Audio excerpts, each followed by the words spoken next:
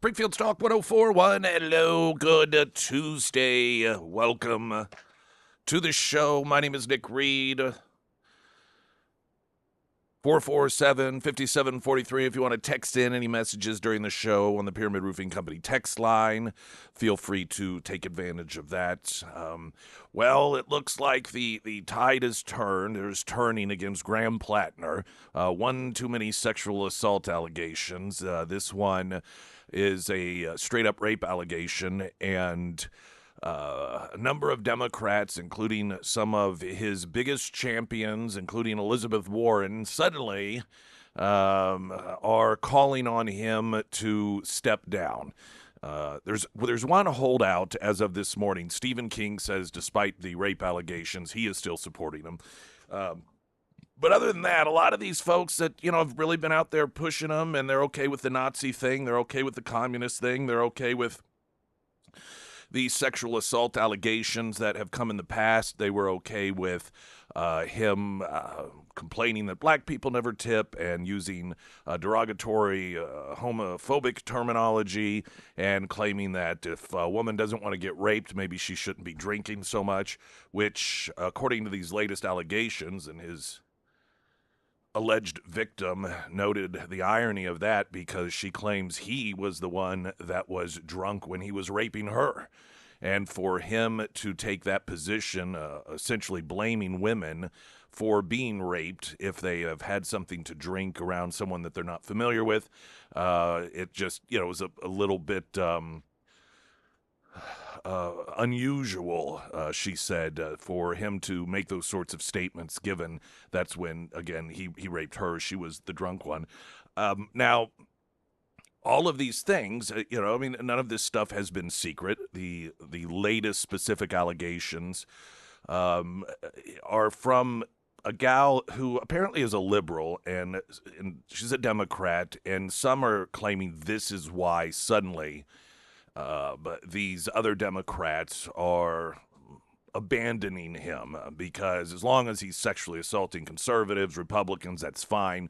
But if it's a liberal woman, that is a step too far. Some of the allegations that were in, I think it was the New York Times piece a couple of months ago, those women were Democrat women. Now, they did not claim straight up rape the way that this latest victim did. Now, what does this mean for his campaign? And he's denying it, by the way. He's denying it, but he does acknowledge that he may have to evaluate what is next for the campaign. The dollars that he is relying on coming from some of the elites have essentially been cut off, and he's been told that, and Democrats have been told, as long as you guys allow him to stay on the ballot, you won't get these dollars. And that's where some of the major concern is. I do think it's just perfect, and we'll explain the process. There is an out for them. The Democrats. There is a small window of time that he has to decide whether or not he's going to continue to stay on the ballot. And if he doesn't, then Democrats just get to pick someone. And it's just, here's another election in which the Democrat voters have had their say, and the party has decided, no, you know what? Now that you've chosen this individual, this is just a Joe Biden situation all over again, and it looks as if because of for him, they're both scandals, of course, Joe Biden with his dementia, Graham Plattner with all the other stuff, that they're just going to pull the plug and just, or this is what they're attempting to do anyhow. And another election that the Democrats, went out and campaigned for, only to apparently now say, you know what, we want a do-over. We want to pick whom it is that you will see on the ballot in November. This is, of course, the party that is always protecting democracy. There's a piece I also want to share this morning about flock cameras. Of course, they are in this area, and they have been for some time. And it's garnered increased attention, not just around here, but all over the place. In fact, last Monday when Congressman Burleson joined us, one of you texted in asking his thoughts on them, and he said, he just hates them, the constant surveillance. And so there's a piece that I forget where I grabbed it, but it's about flock cameras and about some of the pushback, including vigilanteism. And I thought that you might enjoy it, so I'm going to share that coming up as well. And then there's sites, I don't know if you were aware of this, where you can get online. I think it's deflock.com or something. When we get to the piece, I'll have those details. But you can go and look up your city and see exactly where the cameras are. And apparently you can, it allows you to easily navigate around them should you want to, so that you don't have constant tracing. And one of the things that is revealed in the piece is the increased capabilities with software upgrades that many of these cameras have, including the ability to recognize any sort of Bluetooth devices that you're using inside the vehicle, any sort of Wi-Fi stuff, and it's essentially just grabbing any bit of information that is being utilized by a person or persons in the vehicle, and so it's going far beyond, at least in some areas, simply getting a photo of a license plate, which of course is really how it's been sold to people across the country. Got weather coming up in a moment. Right now, the latest news update.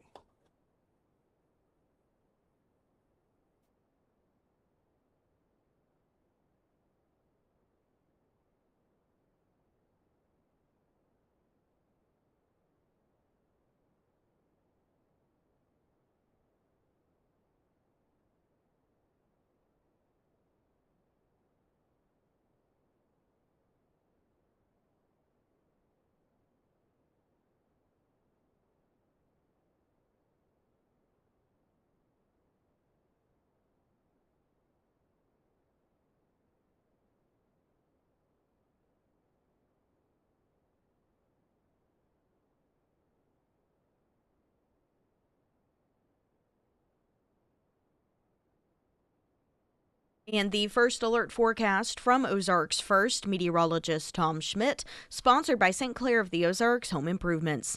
Today we'll see patchy fog before 7 a.m., otherwise sunny with a high near 87. Tonight mostly clear with a low around 67. For your Wednesday, sunny with a high near 90. And taking a look at Thursday, mostly sunny with a high near 94.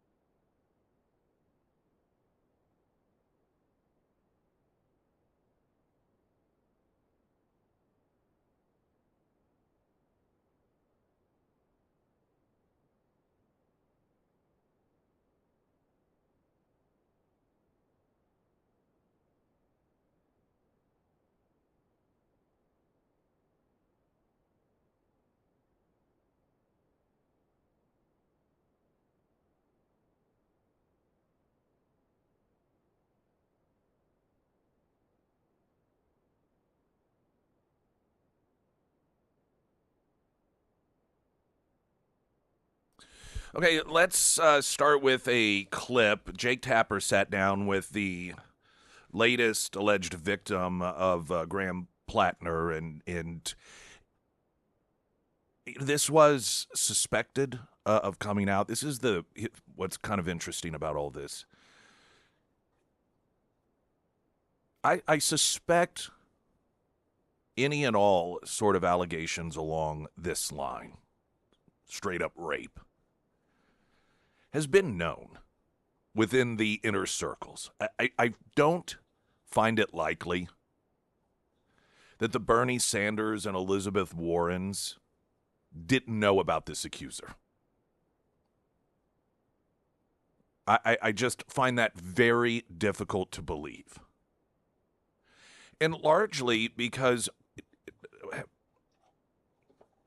usually a campaign will hire a private investigator or someone with, from that world in order to dig up dirt on the candidate so that there's a heads up as to what to expect.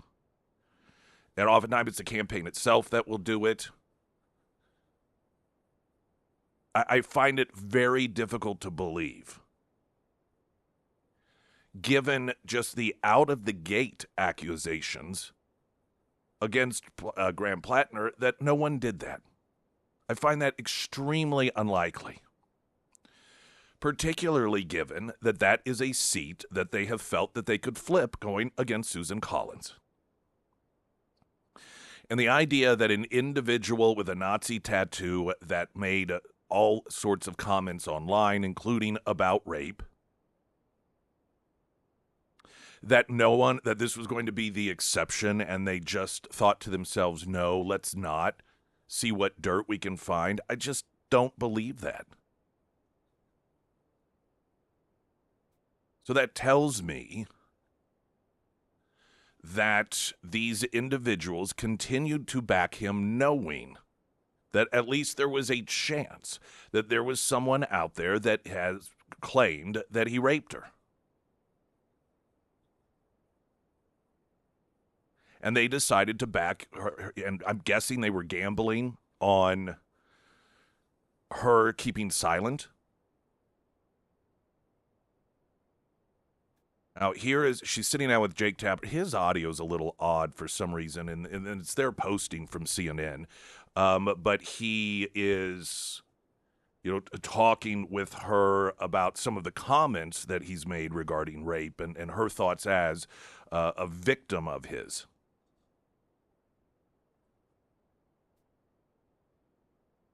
Rape is a real thing. If you're so worried about it to buy Kevlar underwear, you'd think you might not get blacked out up around people you aren't comfortable with. What did you think when you saw that? Here's a man who was drunk and who, by dictionary definition, raped me. And he's blaming drunk women. So I just felt like that was a very odd take to have on that. And I also feel like with all of the comments that he made about women, sexual assault, rape, even, the comments that he had made that was in the New York Times article about, threatening people with rape, like, why does this person have this issue, like, scattered throughout their life, throughout their commentary, like it's on their mind? Why do they have such a strong opinion about women coming forward with allegations? Like, I just feel like this isn't the first time. I know that you have been very reluctant to tell this story. Yeah. Very reluctant. Why did you ultimately decide to do it? Why come forward? A few reasons. One of the biggest ones is that I think that there are a lot of men in this world relying on the silence of women and to be where they are. And I don't want to contribute to that.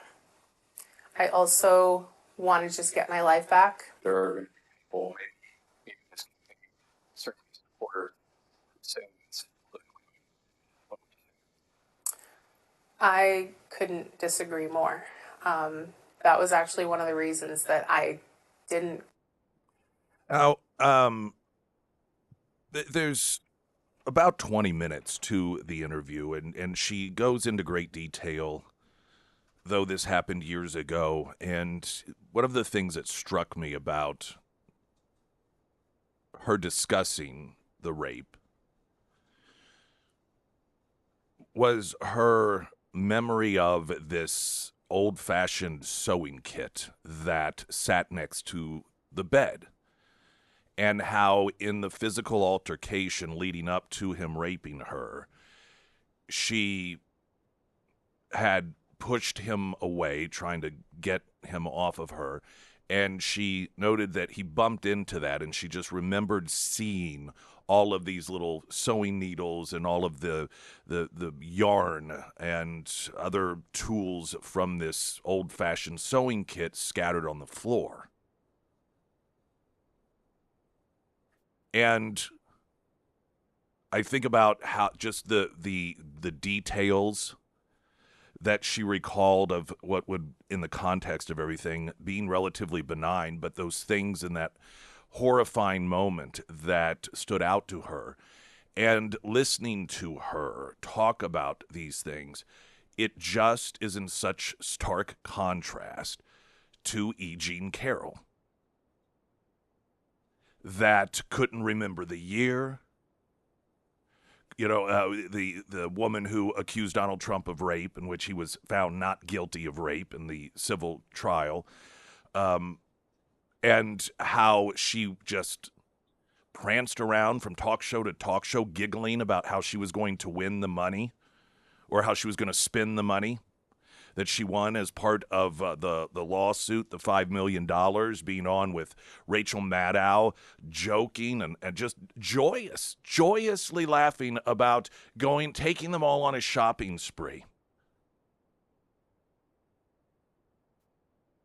And while everyone does act different, and there's no cookie-cutter reaction that a person who has been raped is necessarily going to have, but there are just certain characteristics that come along with a person who's been a rape victim, particularly when they're reliving it by telling the story. And it's just always been one of those things with E. Jean Carroll that made me believe, aside from the fact there was no evidence, no witness, nothing whatsoever, and those allegations came out around the same time she had this book coming out, and there were a whole number of things that were all falling into place for politically convenient times in terms of Trump running for re-election, but she just never really acted like she had been through something that you observe the recalling of rapes by other women, including this ex-girlfriend of Graham Plattner's. And it's just a very stark contrast. Elizabeth Warren, who once said that he was her kind of guy, said in a statement, "Now more than ever, we need leaders in Washington who reflect our values." Sounds like he does. There can be no tolerance for sexual assault. Working families are counting on Democrats to win the Senate election in Maine to unrig our economy, and hold Donald Trump accountable. With so much at stake, the best path forward is for Graham Plattner to step aside as the Democratic nominee and address these serious allegations outside the Senate race. Well, he said that it's not true.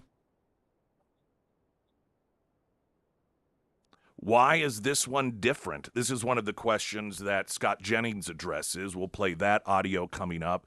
And then the timeline they have to undo. The Democrats have gotten very comfortable overturning elections, and that's what they're looking to do on this one as well, and handpick, without the voters having a say, who the Democrat will be on the ballot come general election time.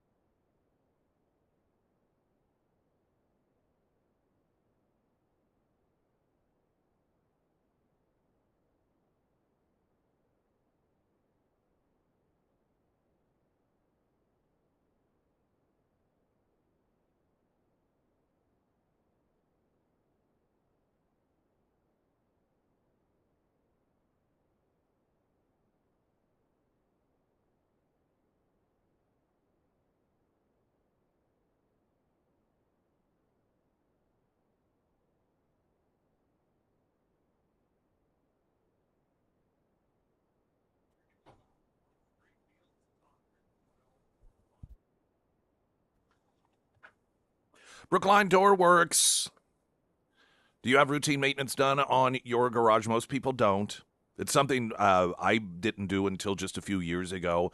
Have a annual check and inspection, and Brookline Door Works, they have a program, for that very sort of thing. And while it may never be fun to pay a little extra money once a year in order to make sure that everything is finely tuned and running the way that it should be. But it's a heck of a lot better than having a huge unexpected expense.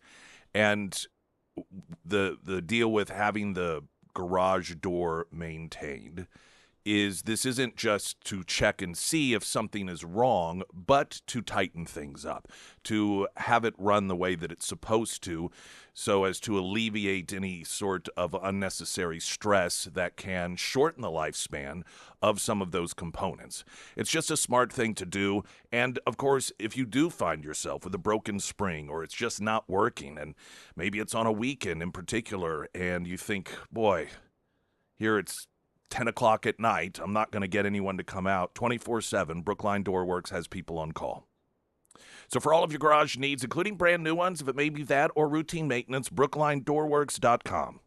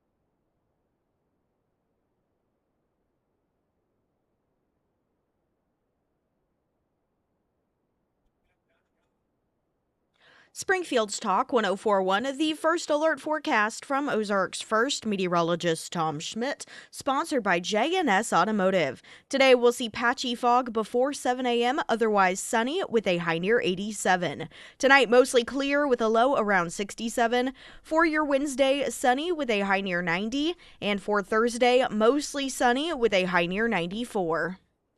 Scott Jennings discussing the recent accusations of rape against a Democrat favorite, Graham Plattner, who is running for the Senate in Maine. And he's noting the fact that, why now? Why suddenly, when there have been allegations of sexual assault in the past, are Democrats suddenly abandoning Graham Plattner? The only thing I disagree with is when she said that he hadn't been vetted. No, he had been vetted. All of the things that have been stated, it was all out in the public.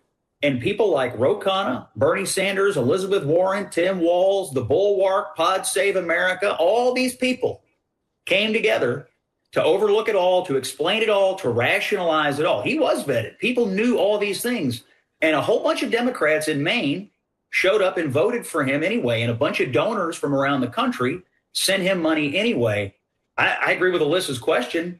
What changed? Why are you bailing on Graham Plattner now? You already signed off on Nazi tattoo, a self-described communist, somebody who's had rape fantasies, somebody who has been on a social media platform known as a playground for predators, and on and on and on and on and on. And the difference between this accuser and the previous one is simply this. She's a liberal. It's okay, I guess, for Democrats that their candidates assault conservatives. But he broke into someone's house and apparently, according to her, raped her. And because her politics are correct, they can now believe it.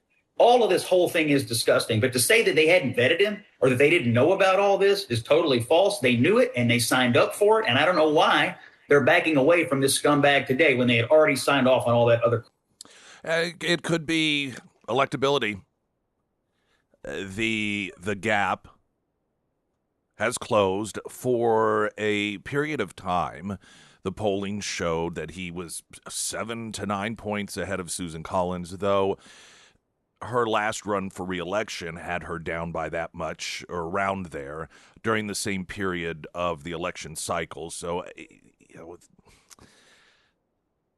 I don't know that there should have been a tremendous amount of stock put in that, but the timing of this does coincide with a dropping of his favorability and showing what many people would consider to be a more realistic snapshot of the mood of the people of Maine, and that is putting Susan Collins back in office again. And that could very well be what this is all about. This could be an attempt after the voters, the Democrat voters, decided that they wanted Graham Plattner, doing what it is that they did to Joe Biden after Democrat voters said they wanted Joe Biden, and that is just pull the plug on the deal, force him out, and then they get to handpick. The calendar for such a decision is next Monday by 5 p.m., which is July 13th. If Plattner withdraws before that deadline, that's the deadline to withdraw, then Maine Democrats would not hold another primary. Instead, the elites would tell the voters who the candidate's going to be, and they would have until July 27th to do that. One could argue that this is the point, and even argue it's the point of giving Graham Plattner the sort of support that they were giving him so that the voters would choose him, so that they could, knowing that they were just going to overturn that election, that it was just a matter of time before all of these revelations began piling up, and it's, that rape situation, that is just a step too far for some Democrats, and that they were going to use, they deliberately put in a candidate they knew that they would then get to handpick someone to replace. That's one belief system. Regardless of the motivation and the calculated nature of it, potentially, what Scott Jennings noted was correct and accurate. He was vetted. It's the same thing with, they're playing the same game that they played with Swalwell. Though the reason to get him out, it was a reason of power, of course. They had fears that in the jungle primary out in California, that two Republicans would end up being the options on the general election ballot, and fearful of that, they had to take out one of the Democrat candidates in order to increase the likelihood that those votes would go to someone else that would put that someone else on the ballot as a Democrat. And so they're all just shocked when Swalwell these revelations, which is BS. They know you don't do these things that these individuals do and have it be kept a secret. That's not how human beings work. I mean, think about it for a moment, just in maybe your workplace. If there were the number of allegations against a coworker that were of this scandalous nature, you think people wouldn't be talking about it? And with Swalwell, much of the post dropout conversation was people saying, oh, yeah, everyone knew this. Everyone knew. But the Elizabeth Warrens and the Bernie Sanders, they run around pretending as if they're just shocked by these revelations and they just can't believe it. And they did the same thing with Joe Biden, pretending as if they had no idea that he had dementia or Alzheimer's or, some clear mental deficiencies until that debate. And it became clear to them they needed to overturn that election in order to try and retain power.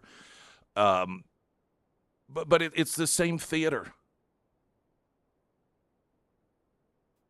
When it gets to a point that they have to overturn an election, they utilize accusations that, as Scott Jennings said, this guy was vetted. Everyone knew about these things. But they get to run around pretending as if they had no clue whatsoever. This just hit them out of left field. It's going to be interesting to see what person, now, maybe he won't step down. I mean, the guy does seem a little crazy. A little crazier than, you look at Swalwell, yeah, he was crazy, but he also at the same time recognized that he knew the game. He understood what was happening because he's been part of the game, and so he knew his time was done. He had to drop out, and arguably with the hopes that that would prevent a case from moving forward against him. But Graham Plattner doesn't really have the sort of background as a politician. And he may say, screw it, you can't force me off this thing. And you're going to take money away from me, fine. There could be the potential of other allegations that they would leverage over him in order to get him to drop out. But again, if he's just a little bit messed up in the head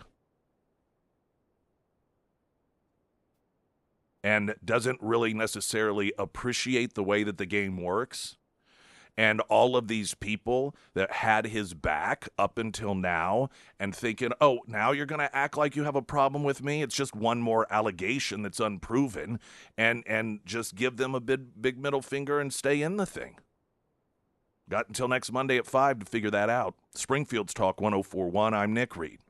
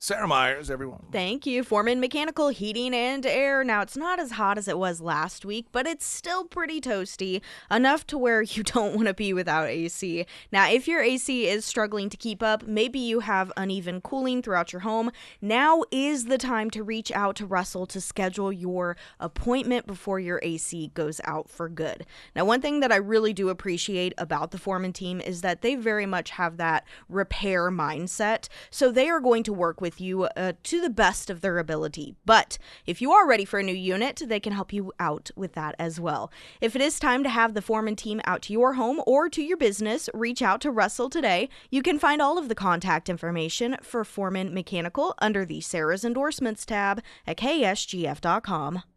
Well, there's another scandal-plagued Democrat candidate for U.S. Senate in Michigan that isn't as well, the scandals aren't as graphic, I guess. They're not as exciting, scandalous, but they're scandals nonetheless. And that Democrat candidate has been forced to drop out of her race. Michigan State Senator Mallory McMorrow dropping out of the U.S. Senate campaign, according to a report from the Detroit News.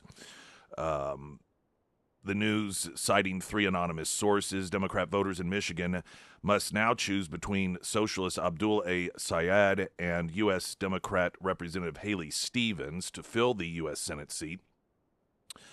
A series of scandals wrecked McMorrow's campaign in April. CNN exposed that McMorrow had deleted about 6,000 tweets, many of which trashed the state of Michigan as well as the Midwest.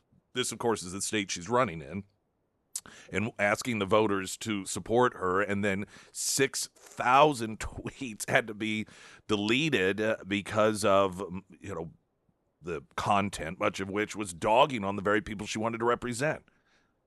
But let's be honest. This is what the elites think of the average person, particularly on the left. The investigation found that McMorrow kept a California residency until mid-2016, which contradicted her memoir.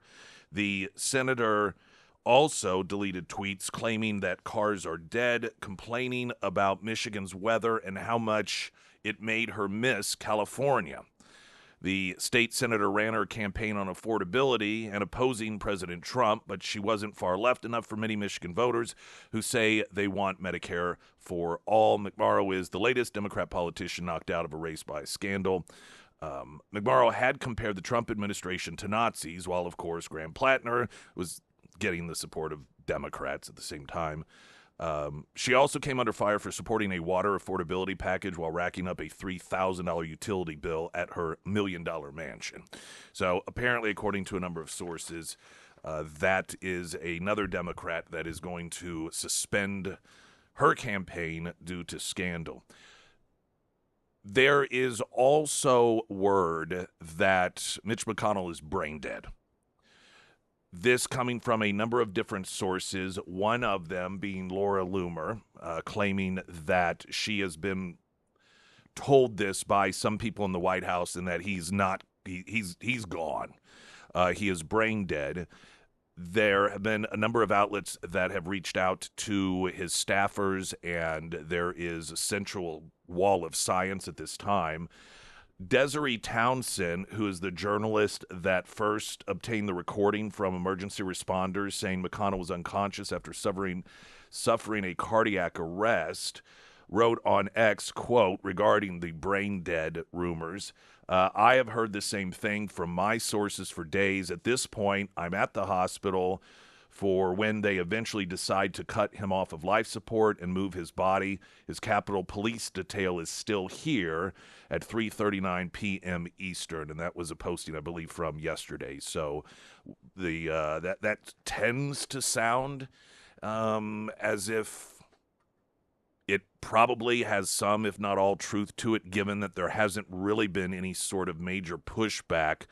And they may just be trying to decide a number of things in terms of transition. And I don't know how Kentucky works. I know some states, if it is close enough to another election, there will be a special election that will be held. Some states, the governor makes an appointment until another election rolls around, and so I'm sure that's all information that's going to be coming out if, in fact, these rumors are true. And even if they're not, I can't imagine, given that he has been in the hospital for days, quote, recovering, that he's going to be in any sort of condition to resume his duties, though many people would have argued he's been that way for a while. So who knows? But as the days pass on, it seems more and more likely as if he is not coming back. Springfield's Talk 104.1. I'm Nick Reed.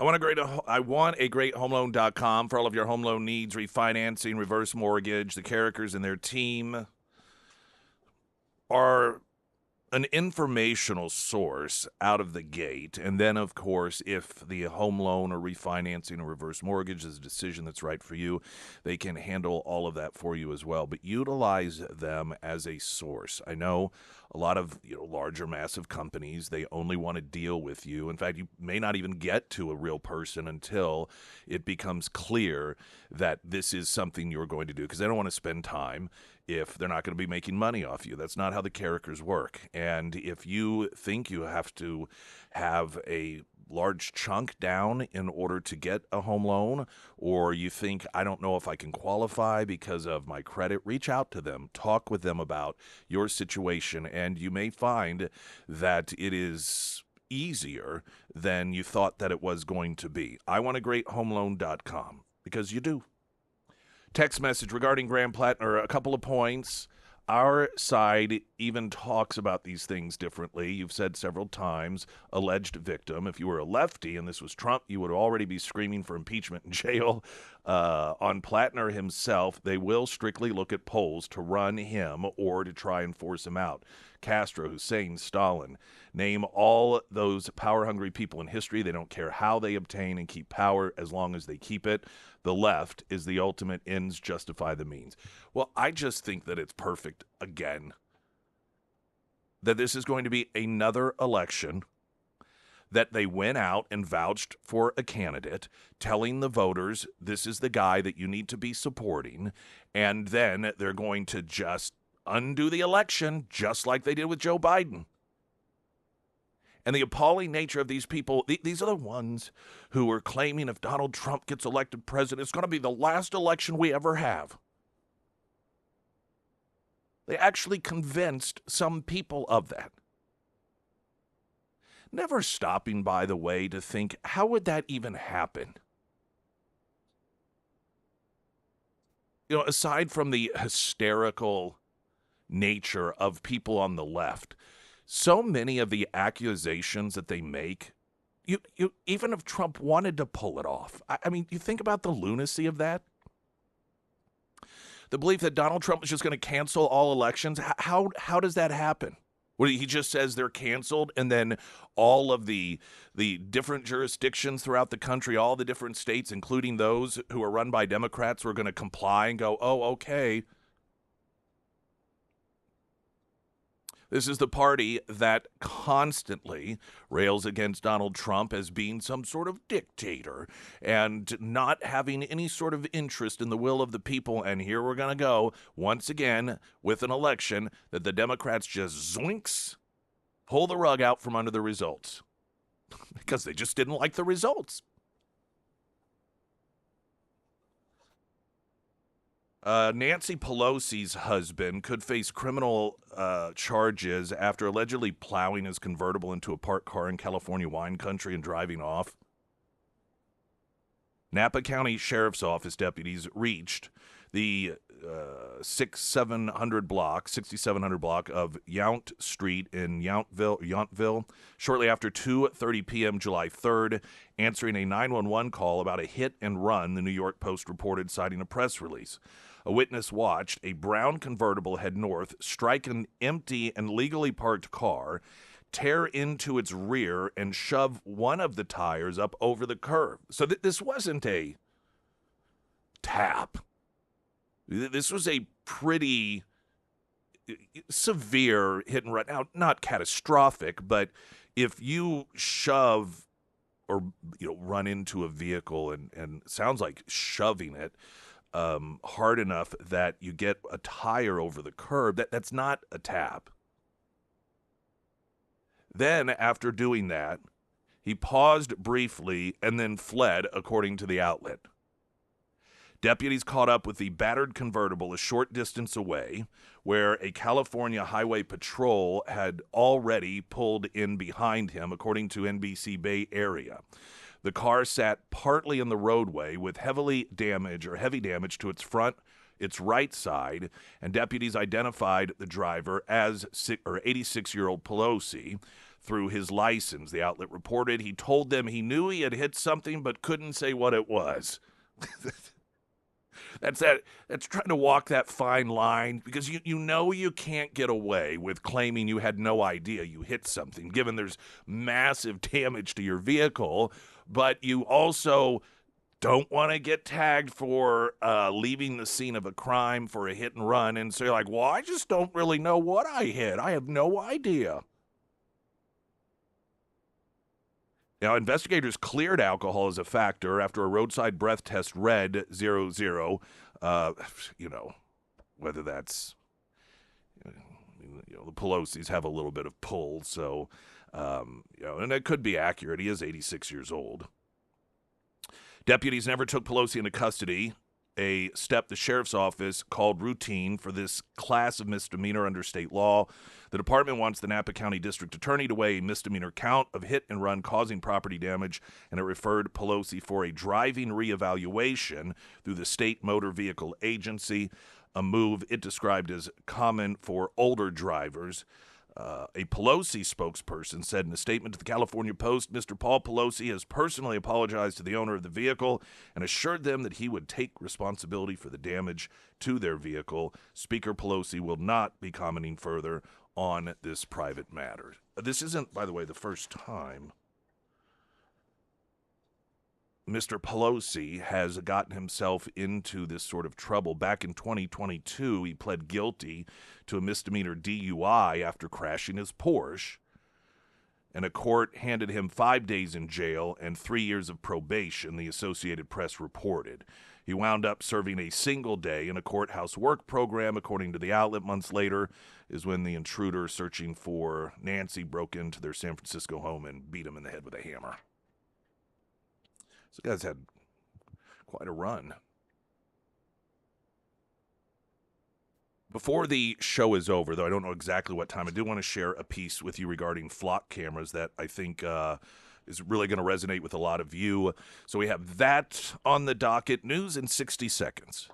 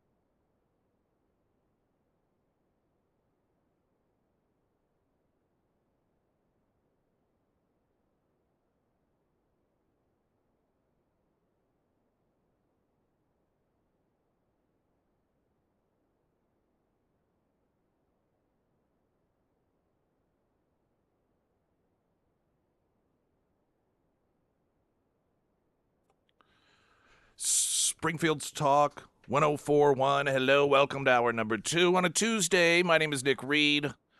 Welcome to the show, everyone. Streaming live, KSGF.com, the KSGF app, YouTube. You can find us there. Search out Springfield's Talk 1041. And you can watch us as well as listen to us if you like. We have archived shows there. And then, of course, we've got all the podcasting available, iTunes, Spotify, the KSGF app, you name it. And you can find it there. I got last week, I think it was, I had a call, and it was from Heather Davis. Many of you know her. She and Luke have a vineyard market, and she was telling me about this project, if you will, and she wanted to know whether we could talk about it some on air.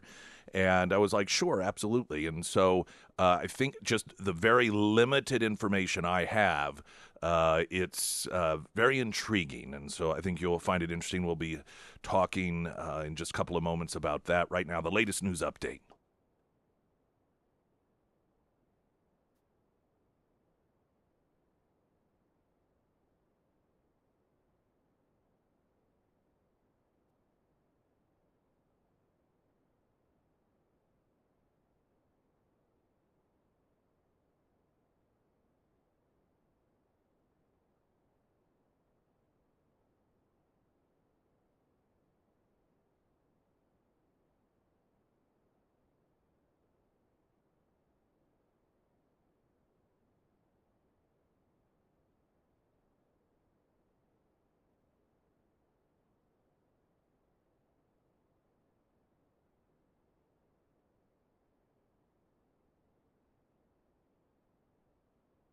And the first alert forecast from Ozarks First meteorologist Tom Schmidt, sponsored by St. Clair of the Ozarks Home Improvements. Today we'll see sunny skies with a high near 87. Tonight mostly clear with a low around 67. For your Wednesday, sunny with a high near 90. And taking a look at Thursday, mostly sunny with a high near 94.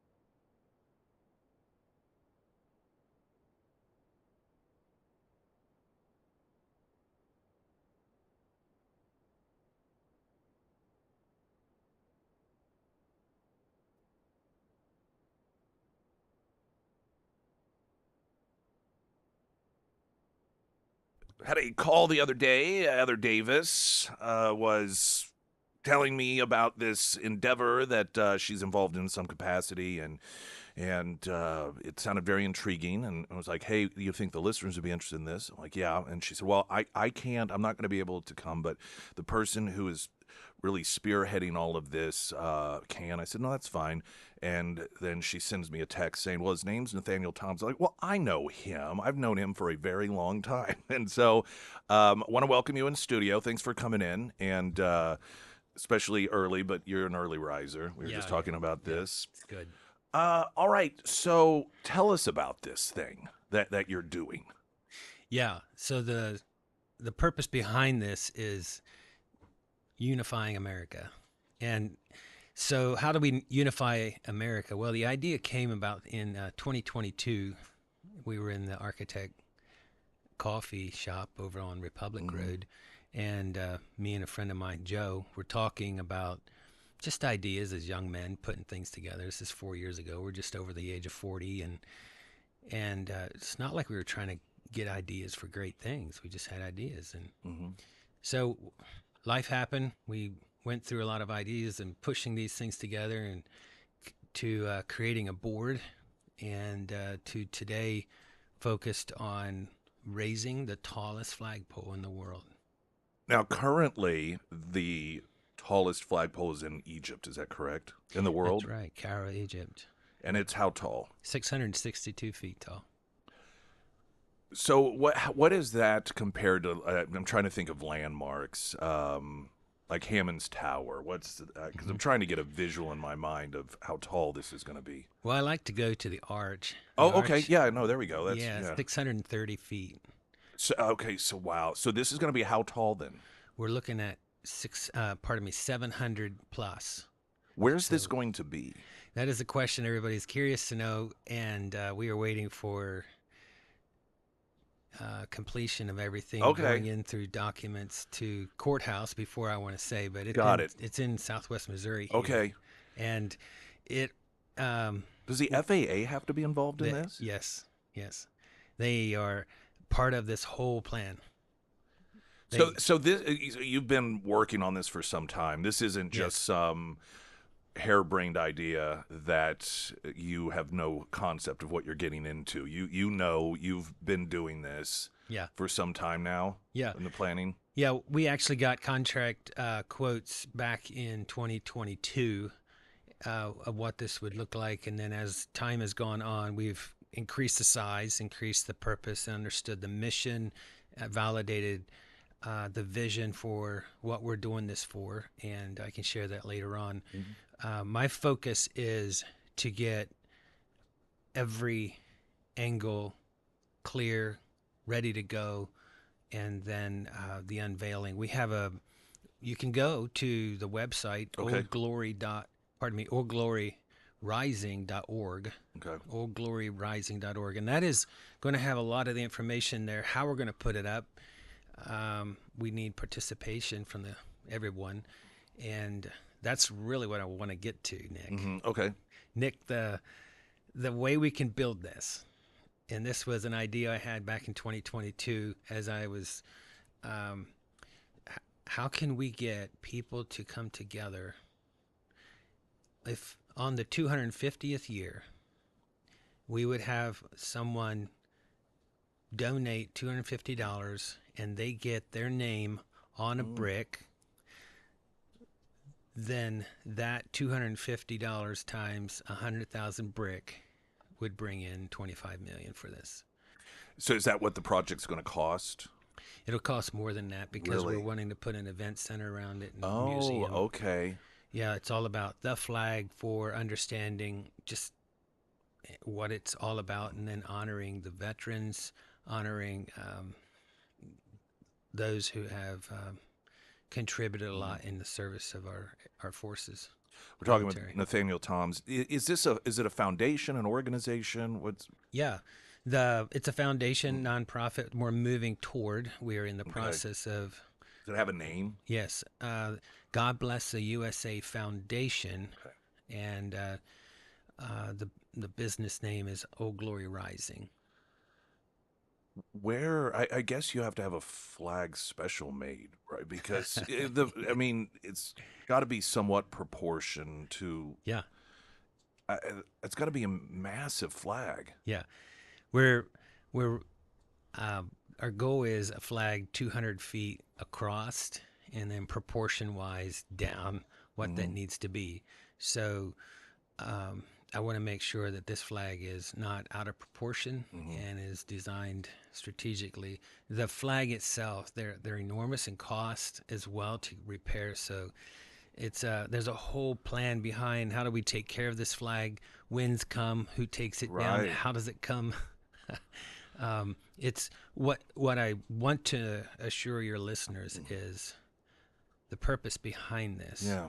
And why would someone do this? And this whole plan is a non-partisan. So under the flag, I want everybody to be able to look up and see this enormous flag and just value that we can come together under the same flag. It's the same flag that stood this legacy of time. Well, and at the same time, we live in a society where increasingly, some people just don't like the flag. I mean, you see just how disappointing and how I would say uninformed people are to think to have the view that they have of what the flag represents. Yeah. Well, a veteran asked me Saturday, in fact, he said, "What qualifies you to do this?" And I liked the question, hard question it was. My father was a veteran, and he passed at the age of 35. Kind of lights a fire in you. Second, my grandfather was in Pearl Harbor when it was bombed, barely lived. A lot of effects there for our family. My great grandfather was in World War I and World War II. The effects there are, we're a family of Navy. Although I would have gone into Air Force if I could have, but I would fly. Love to fly. So maybe one day I'll be able to fly around this thing and honor those who've gone before.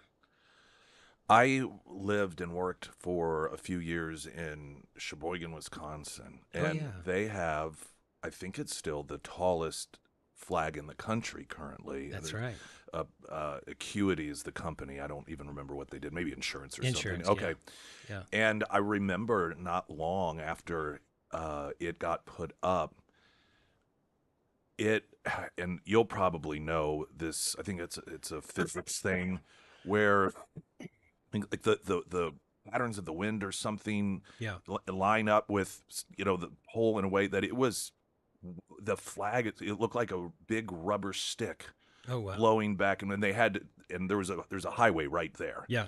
And so they disassembled it and then figured out why it was doing it. It had something to do with the frequency of the wind or something. And I don't know if you've ever seen that old footage of that bridge that is looks like a rubber bridge. Yeah. It was the same principle that caused that to happen. And so they had to reconfigure somehow. Yeah. But I think that flag's still there, and that was enormous. And so when I looked up how tall it was, and then knowing how tall this flag is going to be, I have at least an idea of what that's going to look like because of that acuity flag and how huge it is. Mm-hmm. So that kind of got our mind going back in 2022. We were looking at where it's at, and we're like, why? What's the name of the place in Wisconsin? And so the idea here is to get this in this area to serve our local people, but also to serve the people at large across the nation, across the world. And I think the greatness of it is that's not why we're doing this. What it will do for the people. And I'm a unifier. I want to bring people together. And as I think about unifying our nation, when we're at such a precipice of so much going wrong, why not in this generation build something that can bring us together? And I've got some resistance already. It's okay. Why do people resist it? What's the resistance based in? I wish I understood that. As a patriot, I value what I have. As someone who doesn't like the flag, I think it. Well, I'll let that speak for themselves. But I know for myself why I value the flag Right. is I know there's a lot of. I'll just go back to this. I know there's a lot of things in our past of America that everything has a closet. It's full of something. It just is. It's life, and I think grace has to be given. Grace upon grace, back and forth to each other. How do we respect each other with grace? I think it begins in our heart. Well, and to the point of what has almost become this obligatory recognition of our sins of our past anytime we talk about what a great country it is. Dwelling on those events, it almost sends the message, well, what's the point in ever improving?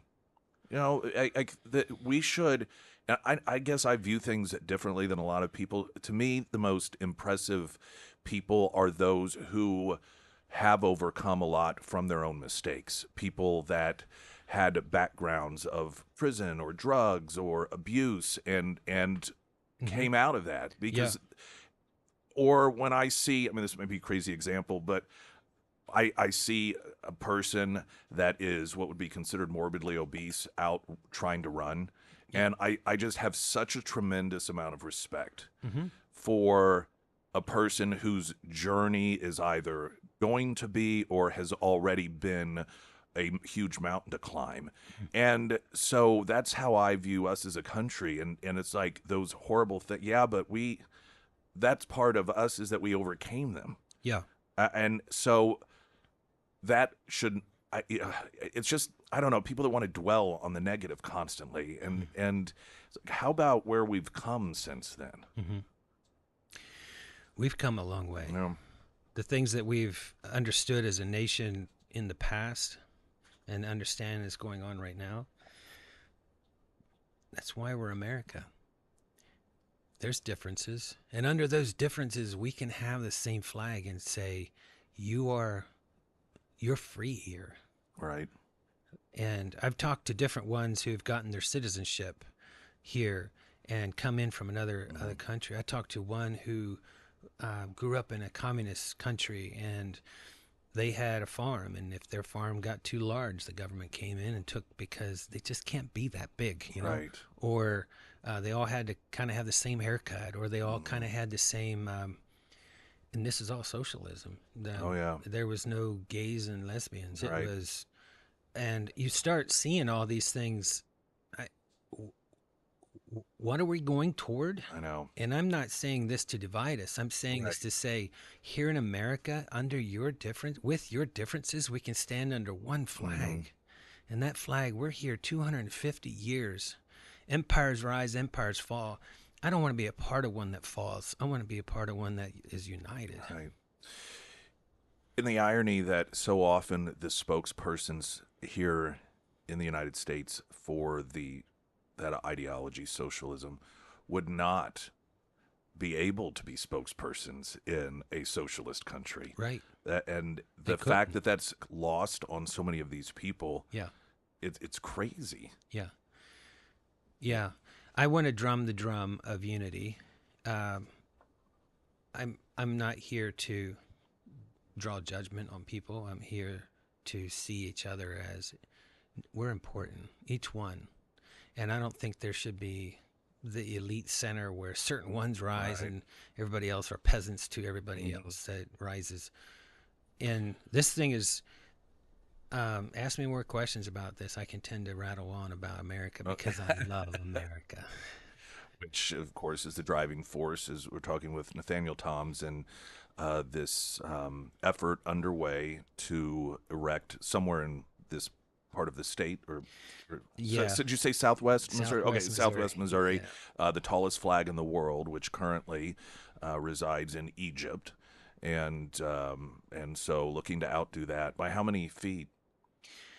We're looking to pass 700 feet. Okay. So it's taller than the arch. The arch is 630, give or take. I might be off a little bit. But this flag pole, we're looking at rising into the sky 700 plus feet. One of the other things I like about it is, to me, the project itself embodies what largely made this country great, and it's people wanting to try things that had never been done before, and Yeah. thinking we can do this. Yeah. Whether it's flight or, I mean, you could just go down the list of different things, and it seems as if some of that can-do attitude, or just the desire to do it because it hadn't been done before, that I don't know. I feel that that's been blunted a little bit over the decades, and I like that ambitious approach to do something that people think you can't do that. No one's ever done that before, and so that is part of I think it's perfect that it's an American flag, and it's that sort of American spirit that gave us the 5,000-year leap, if you will. I'm an outlier. I'm the first one in my family to ever go beyond and get a master's electrical license, as in qualified every step of the way. It was hard. Started providing for my family when I was 15. I didn't finish high school. Since my father had passed, we didn't want to live on welfare, and so as an outlier, I see things different. I know I do, and I tend to see people as opportunists everywhere I go. I'm like, if I could just help you, you could go on to be a multimillionaire as well, however that is. Right. And I see the potential in people. I have realists on my board for that purpose, because I'm an outlier to see potential everywhere. I mean, heck, I just look at you, Nick, and I see a potential. We're about the same age, and the potential that you have for Springfield here is enormous.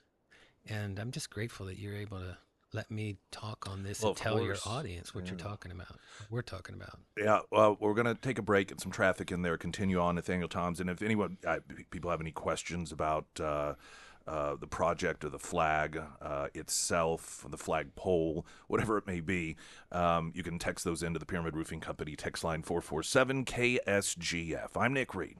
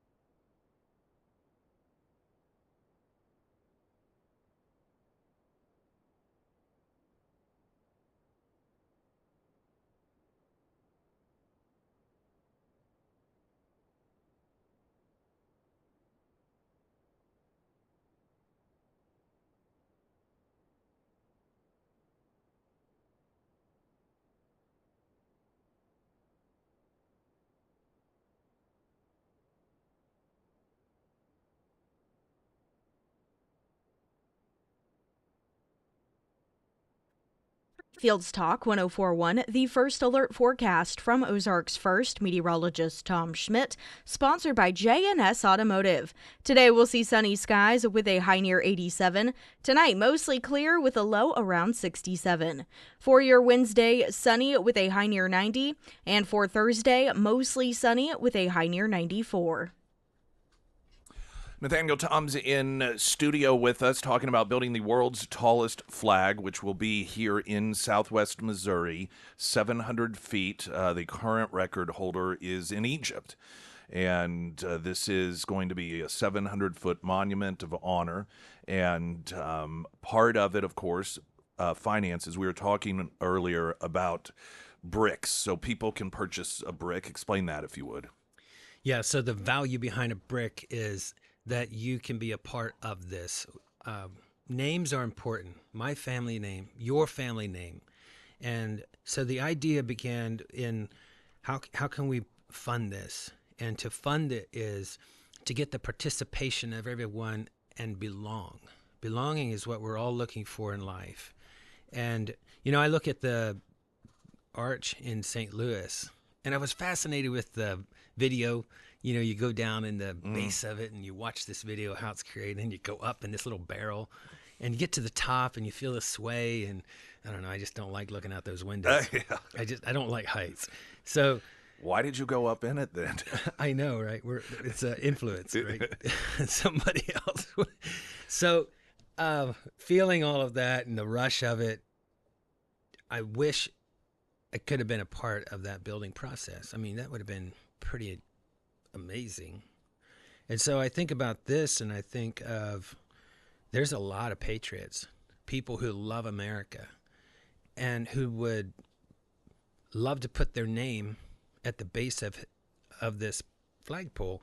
And so if you go to the oldgloryrising.org website, you'll see a picture of kind of what we're looking at and the idea that's behind how we're going to build this. And that, so your name is put into the brick. And then we're also looking at the strategy of other things that will allow your history of that going into, so you can pull it up on your phone and read words from that person or a biography of that person. Okay. It's kind of neat. Yeah. So when these are laid down, the vision here is that anyone can go, and if they're curious about one person, be able to look up and access whatever information they provide, I guess. That's right. Interesting.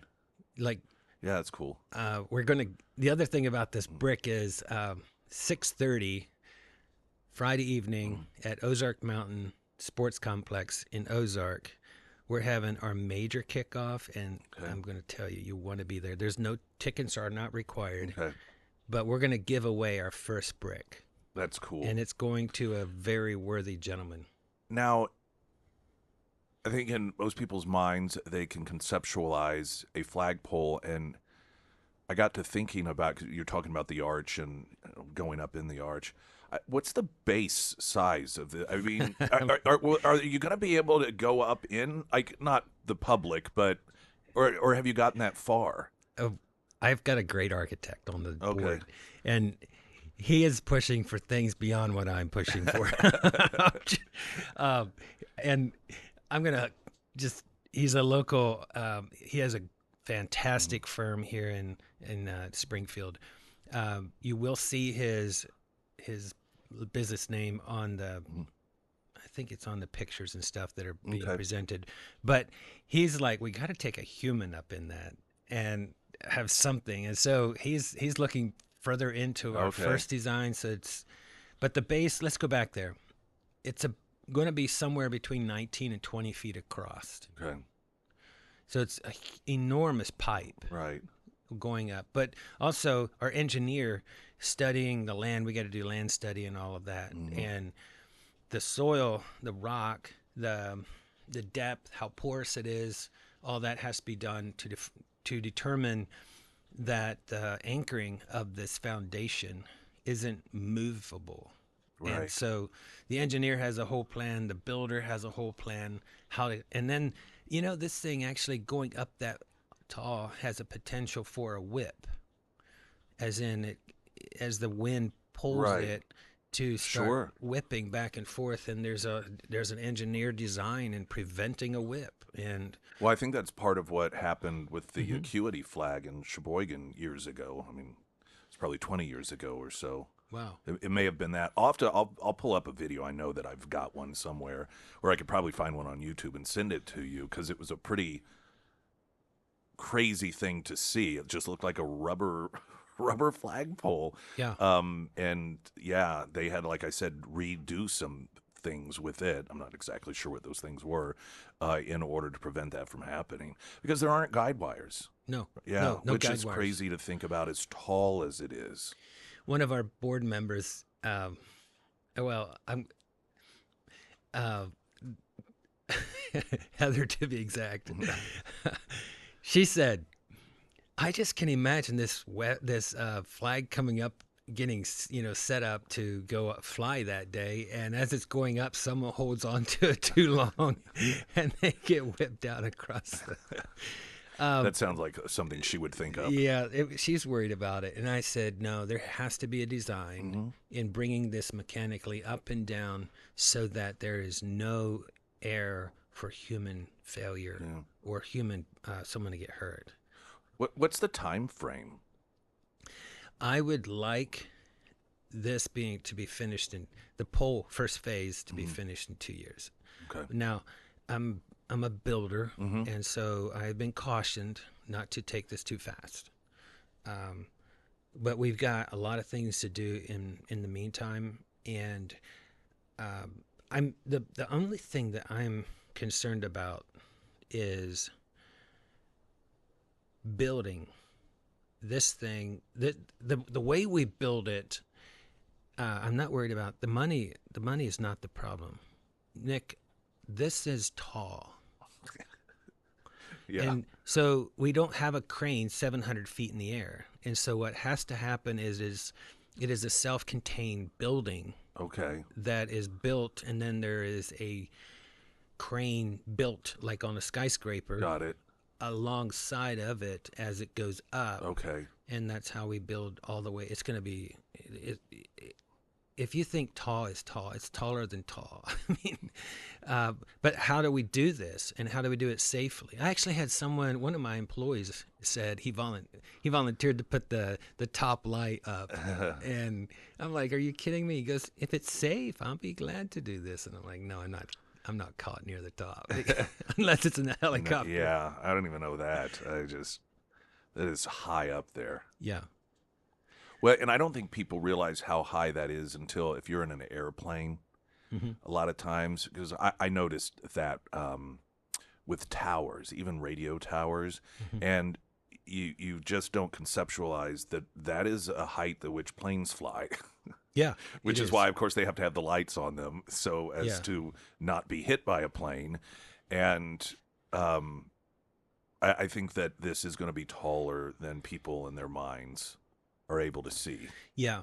I've studied the air path traffic, that the path that air traffic has, and I've watched that for years just to determine where can we put this, as well as we have got some communication with the FAA, but there's so much more to do, and that goes into this to determine everything and getting all licensing for this. So I speak in the voice of not in their experience, but in the voice of, as we build, as we study, as we come together, where, how, when it goes up.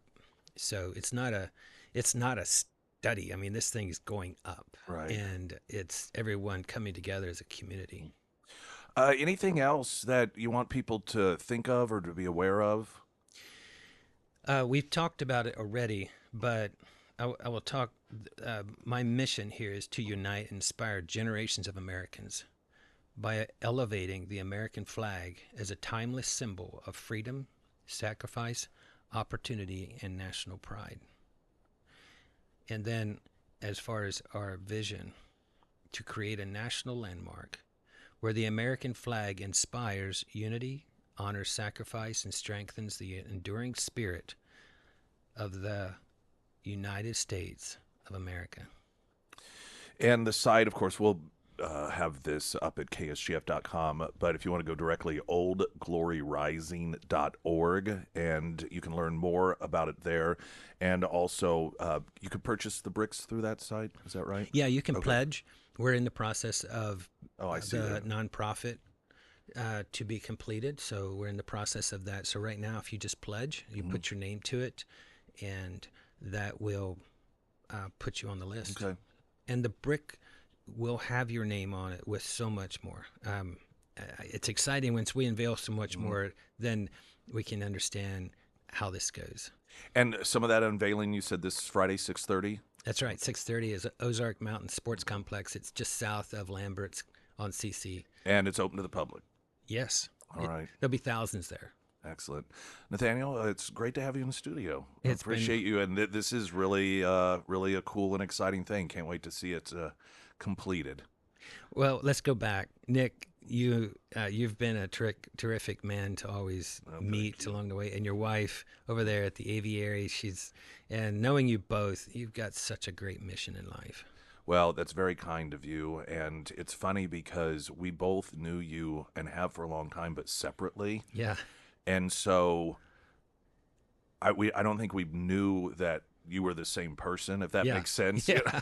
I was like, wait, him? Oh, no, I've known him for years, Yeah. you know? So, Yeah. but it's great to see you. And keep us in the loop. Keep us updated. Want to make sure we keep everybody updated on what's going on with it and how it's progressing. Maybe in 90 days, Okay. I can touch your listeners again. Perfect. The idea is if we can raise 8,000 brick in 90 days, that gets us to $250,000, and that allows so much more to happen. Right. In whether it be test or whether it be permits and et cetera. All right. And again, I know I gave the site, but oldgloryrising.org. Nathaniel, thank you, sir. Appreciate it. Look forward to seeing you again soon. Exciting. We're going up. Springfield's Talk 1041. I'm Nick Reed.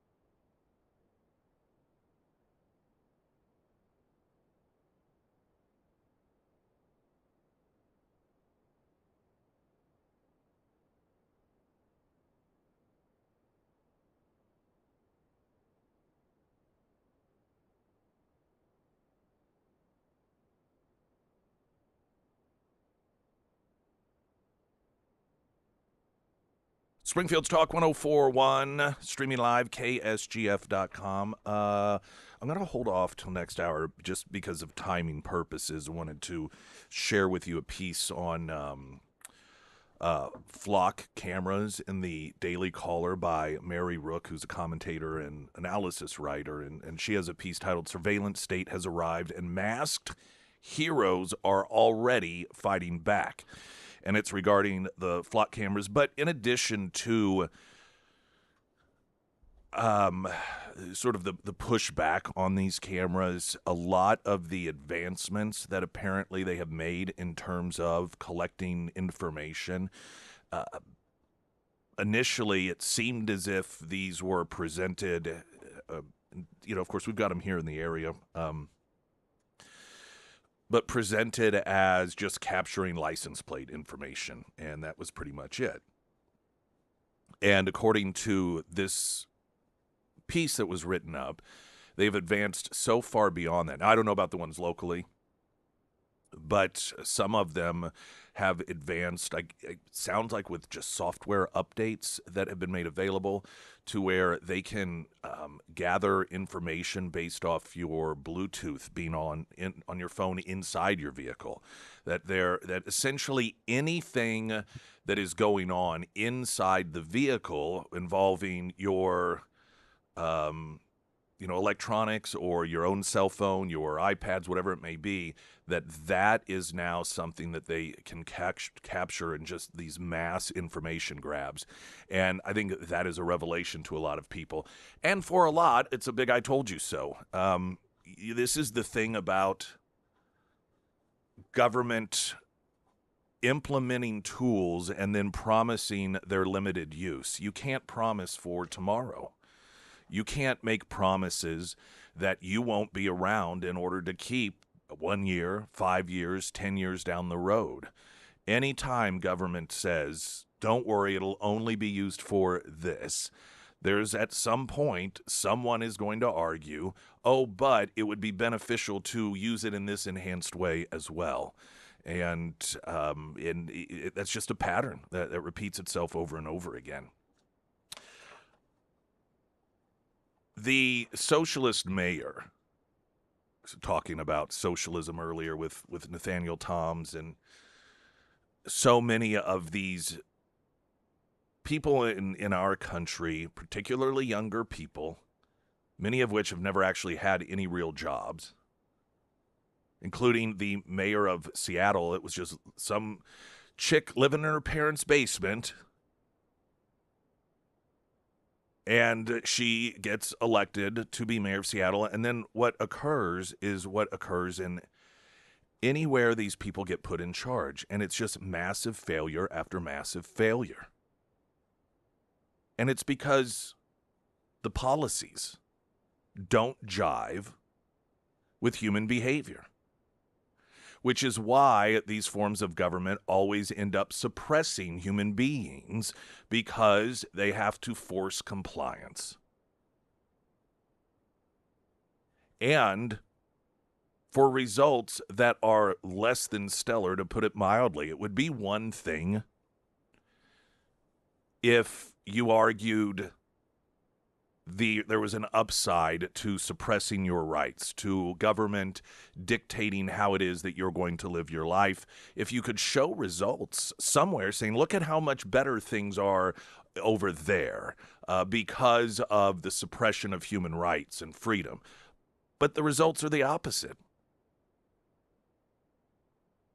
Fox News has a piece, Socialist Mayor Katie Wilson silent amid protest over human dumping ground ahead of U.S. World Cup match. And this story was from the day before yesterday with it's referencing the World Cup game, the U.S. losing yesterday or last night. And in the lead up to it, the socialist mayor was facing protest ahead of the match in her city as members of the local Chinese and Vietnamese communities are accusing her of abandoning their neighborhoods to crime and open-air drug dealing, which is another sign of a socialist running a city. One organizer went so far as to accuse Progressive Wilson of treating Seattle's Chinatown International District as a human dumping ground for homeless and drug addicts. While Seattle has hosted some of the World Cup's biggest matches, including yesterday's U.S. versus Belgium match, residents and business owners in the Chinatown International District and Little Saigon say their neighborhoods are missing out on the economic benefits due to safety concerns leading people to avoid the area, according to local outlet KIRO7. Business owners are reporting a significant decline in foot traffic and business despite being less than a mile from Lumen Field. As frustrations mount, many are blaming Wilson's leadership and taking to the streets to protest against her in front of World Cup crowds. And who are the protesters? Average working people. The category that socialists claim they are there to benefit. Socialists go on and on about creating this great utopian society in which everyone is going to benefit, and particularly those that are hardworking Americans. Yet here's another instance where it's the Americans that are hardworking that find themselves opposed to the results of socialist policies. At one rally, Gary Lee, a CID activist, it's CID, which stands for Chinatown International District. At one of the rallies, Gary Lee, an advocate for the community, said into a microphone, quote, "Wilson claims to be an advocate for marginalized communities of color, but all she did was turn the CID into a human dumping ground, and we've had enough." In an interview with the outlet, Lee said, when I look at the TV, I see that the waterfront is jam-packed, Pioneer Square is jam-packed. When I go over to Chinatown, it's dead. I hate to say it, but I feel like it's a ghost town. When the residents started venting their frustration, Wilson responded, "We've definitely seen like a lot of energy was put into trying to make sure that as visitors are coming, they are, venting out of the downtown corridor." In a statement sent to KIRO7, Wilson's office said that crime and disorder issues in the CID have gone unaddressed for far too long. We continue to work with the CID community to address their concerns and ensure it is a safe, active, and vibrant neighborhood. And this is another characteristic of socialism, to respond in a way that's detached from the reality that's going on. And so here, she and her policies are what are causing the problems, but she issues in a statement, portraying herself as, "I'm right there with you. I'm really upset about this as well. We're going to make sure this is taken care of." The problem is her policies created because they're socialist policies. And socialist policies always result in failure. Springfield's Talk 104.1, I'm Nick Reed.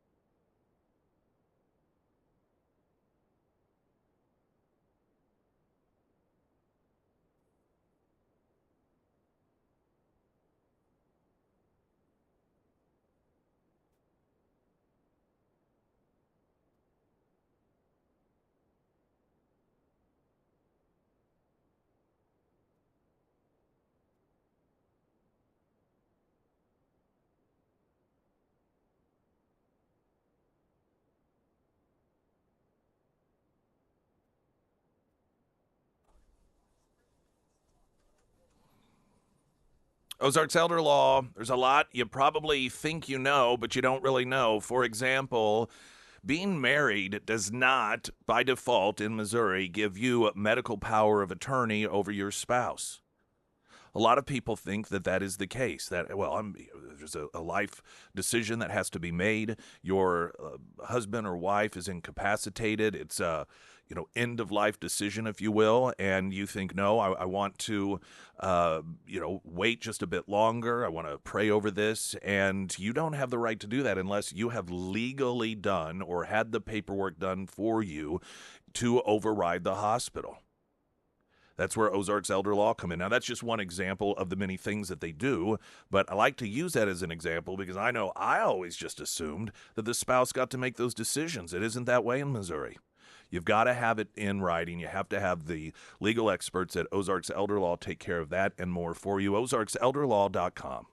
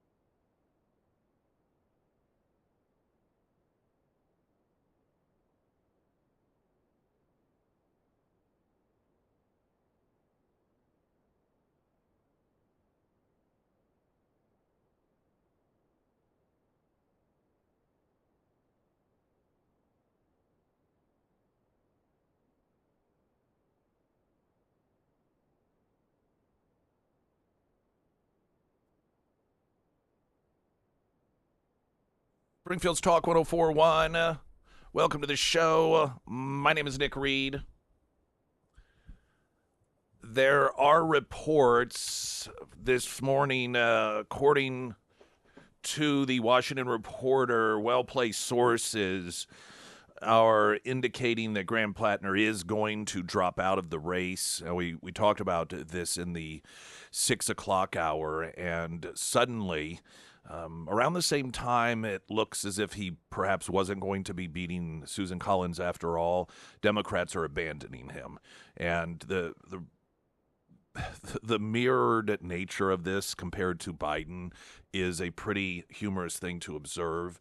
That yet again a race in which Democrats knew Joe Biden had problems, pretended as if he did not, fully supported him until that particular debate, and the polling really indicated that he was not going to really be able to pull this out on Trump. And largely it was the performance as well. It was, you and I sometimes it can be difficult to recognize how little widely available information is missed by certain people. And we watched that debate and we saw what we knew existed. That was Joe Biden with all sorts of memory problems. But people on the left are generally very uninformed, contrary to what they like to believe. And it really was a surprise to a lot of people, as difficult as that might have been for us to recognize. We think, well, of course they've known. I'm talking about Democrat voters and other voters as well. And it was just inconceivable to us that was the first time so many people really saw Joe Biden behaving in the manner that we had become accustomed to. And that's because he was being protected by the media. And they were spreading disinformation about cheap fakes and deep fakes and allowing Karine Jean-Pierre to peddle disinformation in the way of claiming that these were just things edited together in order to make him look bad. And after that debate, it was unavoidable. I mean, they could not spin it. They couldn't claim that it was fake information being spread around because people saw it in real time. And so what did the Democrats do? They got him out of there so that the elites would get to pick a candidate. And the same thing is happening now in Maine. And they, like I said, Scott Jennings was asking the question, why now? I mean, this is not the most recent interview with Politico and an ex-girlfriend claiming that he raped her. This isn't some way out in left field accusation that he's never been accused of before. He's been accused of being physically violent towards ex-girlfriends. I mean, this isn't anything new. And I think that there's a good argument to be made that this is about the poll numbers. It's about the fact that increasingly he has lost the lead over Susan Collins, and so Democrats are doing what it is that they become very accustomed to, and that is just undoing elections they don't like the outcome of. It's not working in their favor any longer, so let's force the guy out. The way that they forced Joe Biden out was to cut off his money. That was the beginning of the end. Whenever they told his campaign, you are not the big donors, it was all going away, they knew that was the end of it. And that's the storyline with Graham Plattner. The money's being cut off. And given how they have consistently backed him despite allegations, and just even aside from the women thing, just the things he's done and posted, the whole Nazi thing, it suggests that, this is an electability issue. And again, going to the playbook of you don't like the way an election turned out at any given moment, you just undo it. Now, he has until 5 o'clock Monday to make the decision. Then the Democrats, there's no revote. There's no second place takes over his slot. They're just going to pick. Now, according to Town Hall, The name that is being floated around is Nerva Shaw, the former Biden administration CDC director. So someone that arguably doesn't really have any sort of political preference here, but again, or presence rather, but that's not the point, is it? The point is the insiders, once again, handpicking whom it is that they are going to tell their voters to support. So that name being floated about at the same time that there are reports Plattner has decided he is going to be dropping out of the race. Springfield's Talk 1041, latest news update.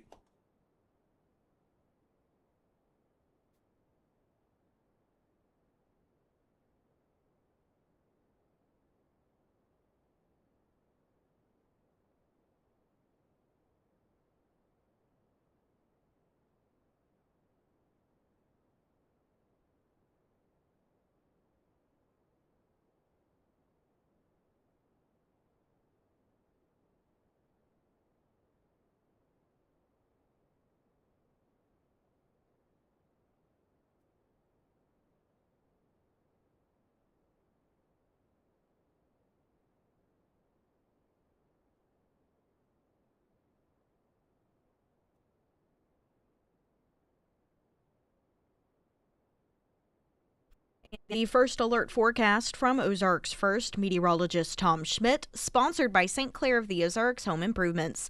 Today we'll see sunny skies with a high near 87. Tonight, mostly clear with a low around 67. For your Wednesday, sunny with a high near 90. And for Thursday, mostly sunny with a high near 94.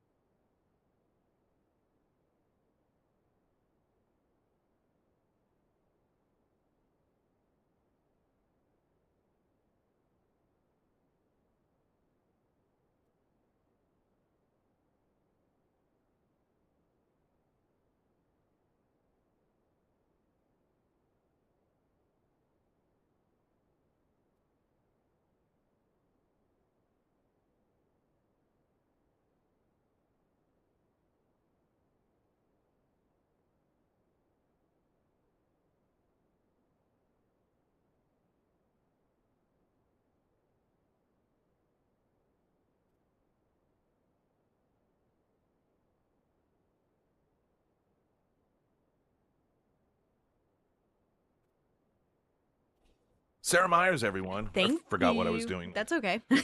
The Pyramid Roofing Company, the heat, it can be pretty brutal on your roof.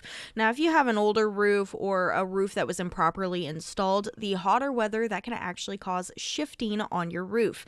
And that can lead to nail pops, mold, blistering on your shingles, a bunch of not so fun stuff. If it is time for a checkup on your roof, make sure that you reach out to the Pyramid Roofing Company. They're very upfront about the work that needs to be done. They offer free roof inspections and they offer discounts for our military and first responders on new roof installs. So if it is time to have the Pyramid team out to your home, make sure you reach out to Josh today, schedule that free roof inspection. You can find all of the contact information for the Pyramid Roofing Company under the Sarah's Endorsements tab at ksgf.com. All right, so I updated you. The latest is the whispers are that Graham Plattner has decided he is going to drop out. Also, Mitch McConnell, according to a couple of reports from within the White House, sources familiar with, how that deal works, that Mitch McConnell is brain dead. That is his current status at a hospital, Any attempts to reach out to staff to get any sort of confirmation is met with no response, which of course fuels the speculation that he has in fact passed, or at least is brain dead, and just awaiting to see if eventually there is some sort of confirmation from his staff or family or spokesperson. But that tends to be the latest information that was coming down this morning. I wanted to share a piece. We've got a lot of you ask questions, want to talk about flock cameras, and in fact, last Monday, one of you texted in asking Congressman Burleson how he felt about him. He said, "I hate him." Of course, he elaborated on that, but that was just the headline of his feeling on it. And I thought you might find this to be interesting and perhaps even a little more concerning regarding flock cameras' capabilities than some of you were aware of. And Mary Rook writes for the Daily Caller, solar-powered black boxes have been installed in communities across the U.S. under the guise of public safety. Yet, in true American fashion, resistance is rising against what can only be described as the arrival of a full-fledged surveillance state. Flock safety cameras, the most prominent brand in this AI surveillance space, are automated license plate readers, known as ALPRs, that capture high-resolution images of every passing vehicle. Flock and similar systems now operate in thousands of communities with over 110,000 cameras mapped nationwide, according to DFlock, an open-source project mapping license plate readers. Thanks to recent tech upgrades, like Leonardo's Signal Trace, these cameras do more than just read license plates and record your vehicle's unique details. They also track the electronic signatures of Bluetooth, Wi-Fi, RFID, and other wireless signals from devices inside or near your vehicle. Using AI and optical character recognition, these systems extract as much private data as possible, including timestamps and geolocation, before uploading it to a cloud platform accessible to all participating law enforcement agencies. And they can do this to law-abiding U.S. citizens without warrants. Flock markets this as solving crimes, but the system inherently sweeps up everyone. Drive past a camera on your work commute or while doing errands, and your route becomes part of a searchable database. And the truly terrifying reality is that it doesn't just track your car or devices.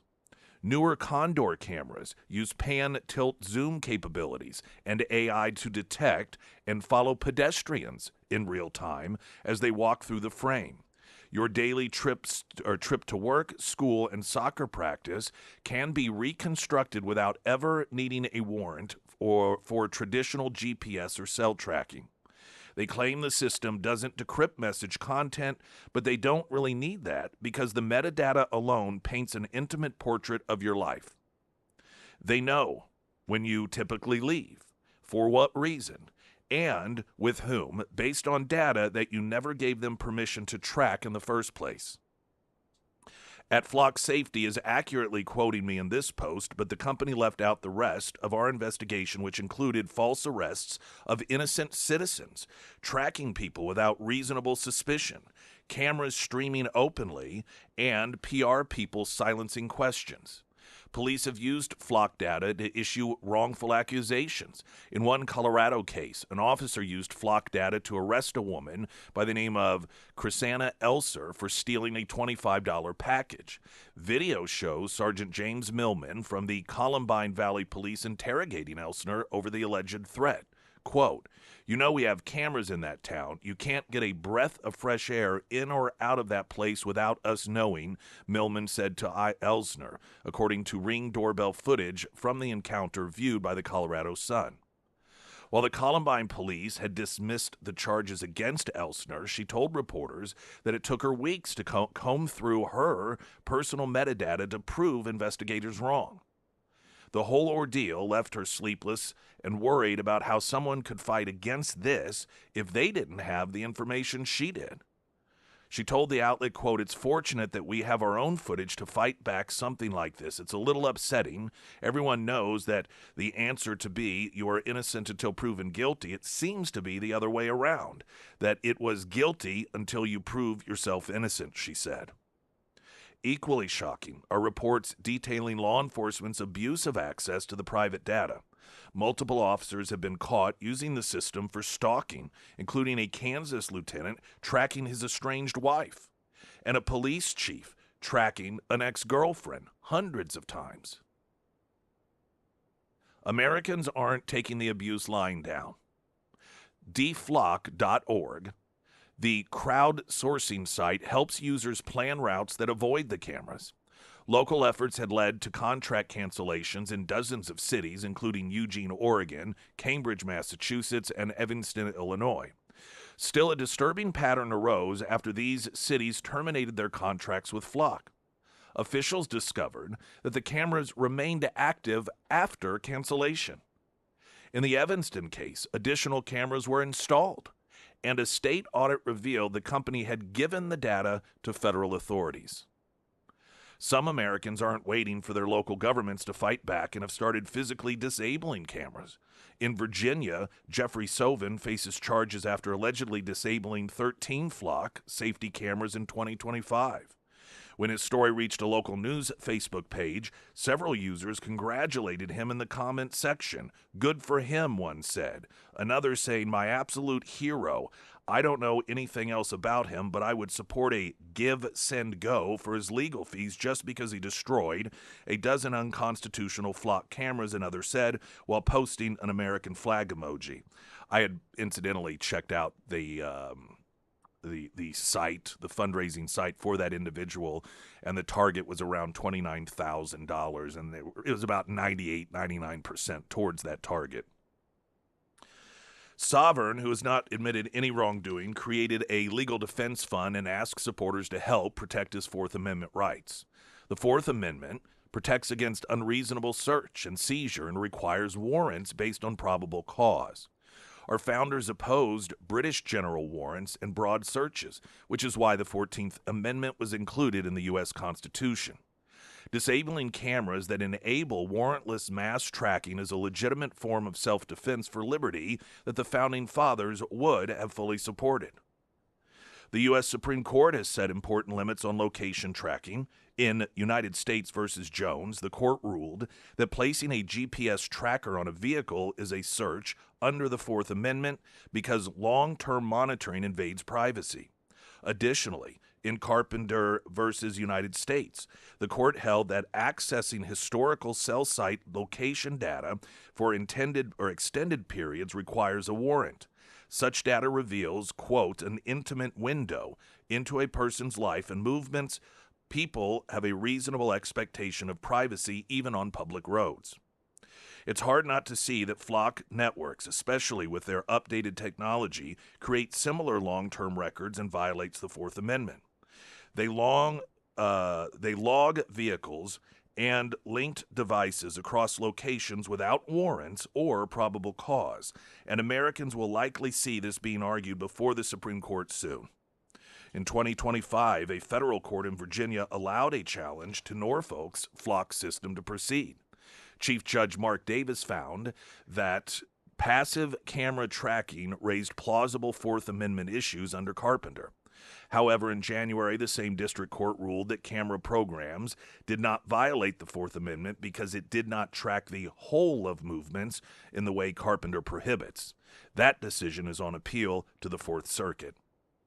The United States was founded on the idea that government power must be limited. The Bill of Rights is a fundamental part of the U.S. Constitution, which is why it became the first 10 amendments.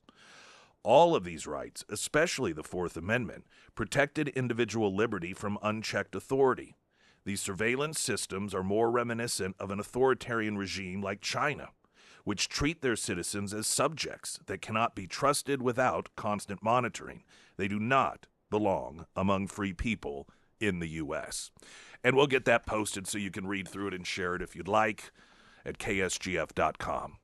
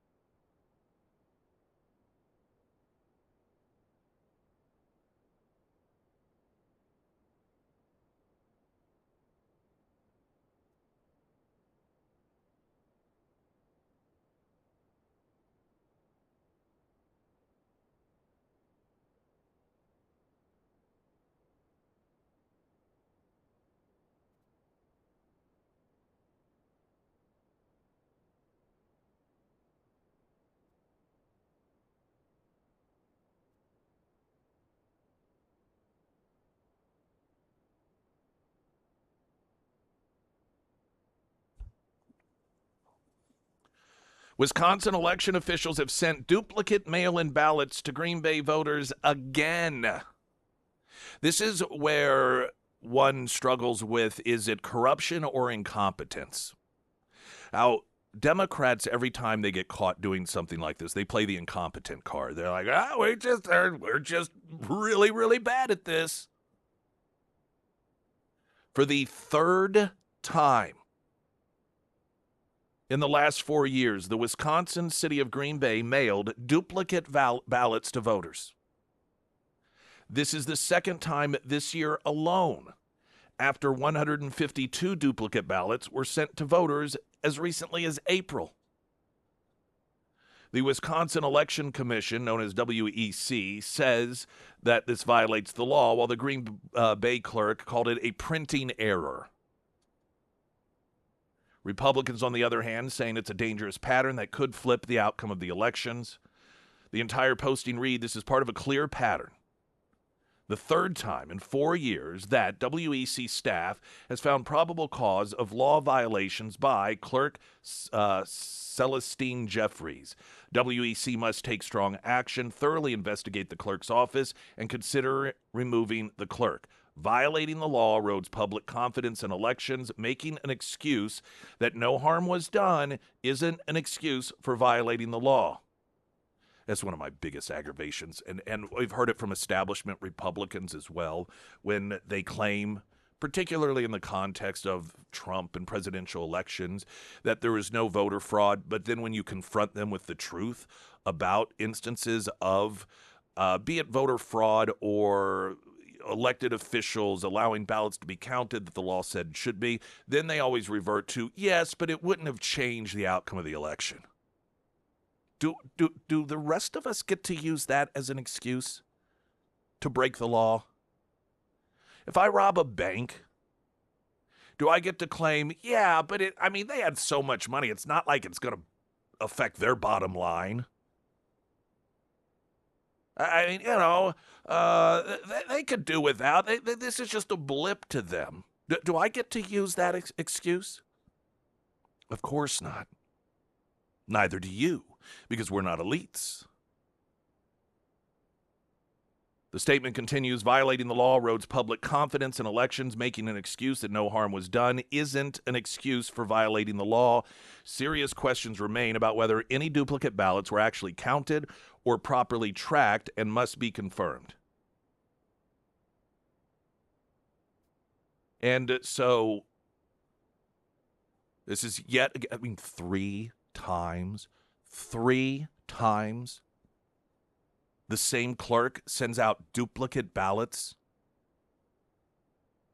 At that point, and you remove someone from that position, which apparently the Wisconsin Election Commission, or at least that's the suggestion that's being openly made to them, that I infer from that they have that sort of power. But, okay, so even let's say that this isn't a person that is attempting to violate the law. Let's say that it is just incompetence. How many displays of incompetence must be served up before these people get held accountable? And it just, you would think that these people would feel shame, that they are constantly having to argue that they're just really bad at their jobs, and that's their justification. And it's just such an amazing consistency that it's at the hands of Democrats once again. Springfield's Talk 104.1, I'm Nick Reed.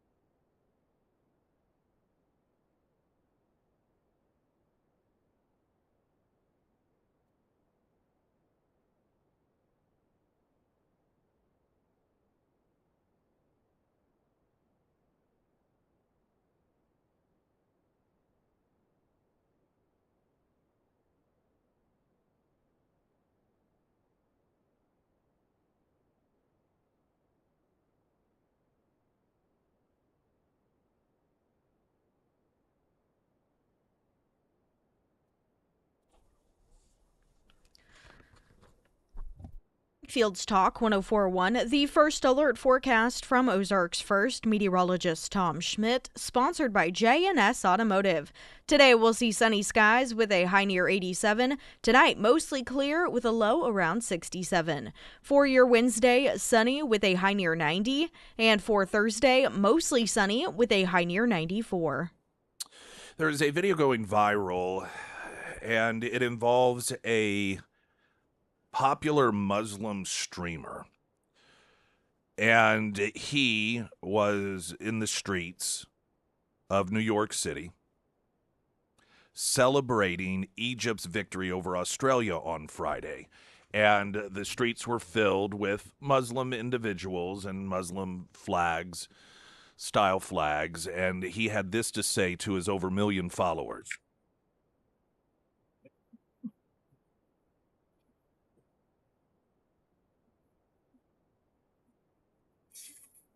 Muslim. You see the city, you see how it looks? Inshallah, your city looks just like this too. I don't know how much more clear these people have to be about what they are striving towards. Of course, now talking about this means that you are Islamophobic. If you don't want to be forced into Islam, if you are listening to people like this very popular influencer openly declare this is what is happening, we are not going to stop until every household, by hook or by crook, by force if necessary, every single household will be an Islamic household. This isn't an isolated statement made by some random individual. This is a theme. These people tell us what they are going to do. They tell us what they are doing. The people who want to run around claiming that Donald Trump is a dictator, if you don't want to have religion dictated to you, they say that you're Islamophobic. Phobia means irrational fear. Fearing what people like this streamer and others are talking about and saying they're going to do, that's not irrational to fear that. It's perfectly rational. Meanwhile, California Democrat pushing to add Muslim holy days to state holidays. While Christmas and Easter shunned for winter holiday and spring holiday, California State Assembly member for District 17, Matt Haney, Democrat, San Francisco, authored a bill to establish 2 Muslim holidays as official state holidays that would allow local public school boards and community colleges the ability to close campuses. AB 2017, which passed the state assembly with a 64-1 vote to advance to the Senate Appropriation Committee, would establish Eid al-Fitr and Eid al-Adha as official state holidays. So much for the separation of church and state crowd in the Democrat Party. I guess there's no separation of mosque and state for the Democrats. In a video shared by the supervisor of San Francisco's District 5, Bilal Mahmood, in March, when the bill was announced, Haney said, "Ramadan Mubarak, everyone.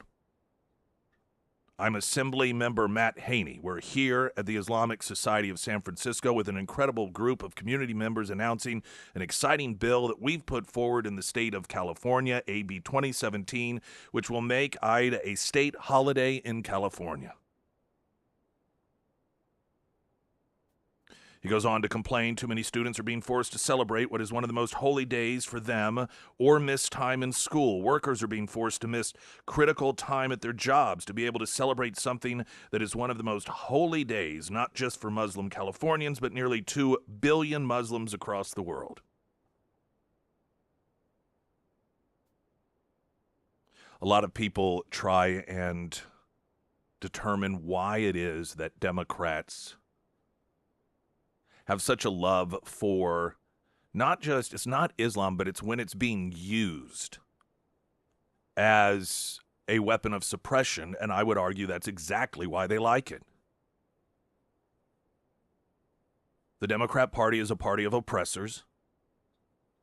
It is a party that thinks women are second-class citizens and treats them as such, particularly when it comes to sports and locker rooms. Men get to make the ultimate decision whether or not women are going to be forced to compete against them. Everything is about control. And so many of the individuals, like that popular influencer that noted New York City is, this is Mamdani's New York, every household, not just here, but cities across this country, we will make every household an Islamic household. That is the sort of force, that is the approach that Democrats appreciate. And that's why they ally together so often. Would you ever think about the absurdity of it? The religion that is known for executing homosexuals is the only religion Democrats seem to adhere to in terms of their, wanting to protect it, wanting to make sure that people of that faith aren't discriminated against. I mean, you hear their constant concern about a religion that is used in order to justify stoning a woman who's been raped. And yes, the obligatory, not every Muslim is like that. But there's one religion that has people in it that are like that. And it's the only religion that Democrats don't have a distaste for. Springfield's Talk 1041, I'm Nick Reed.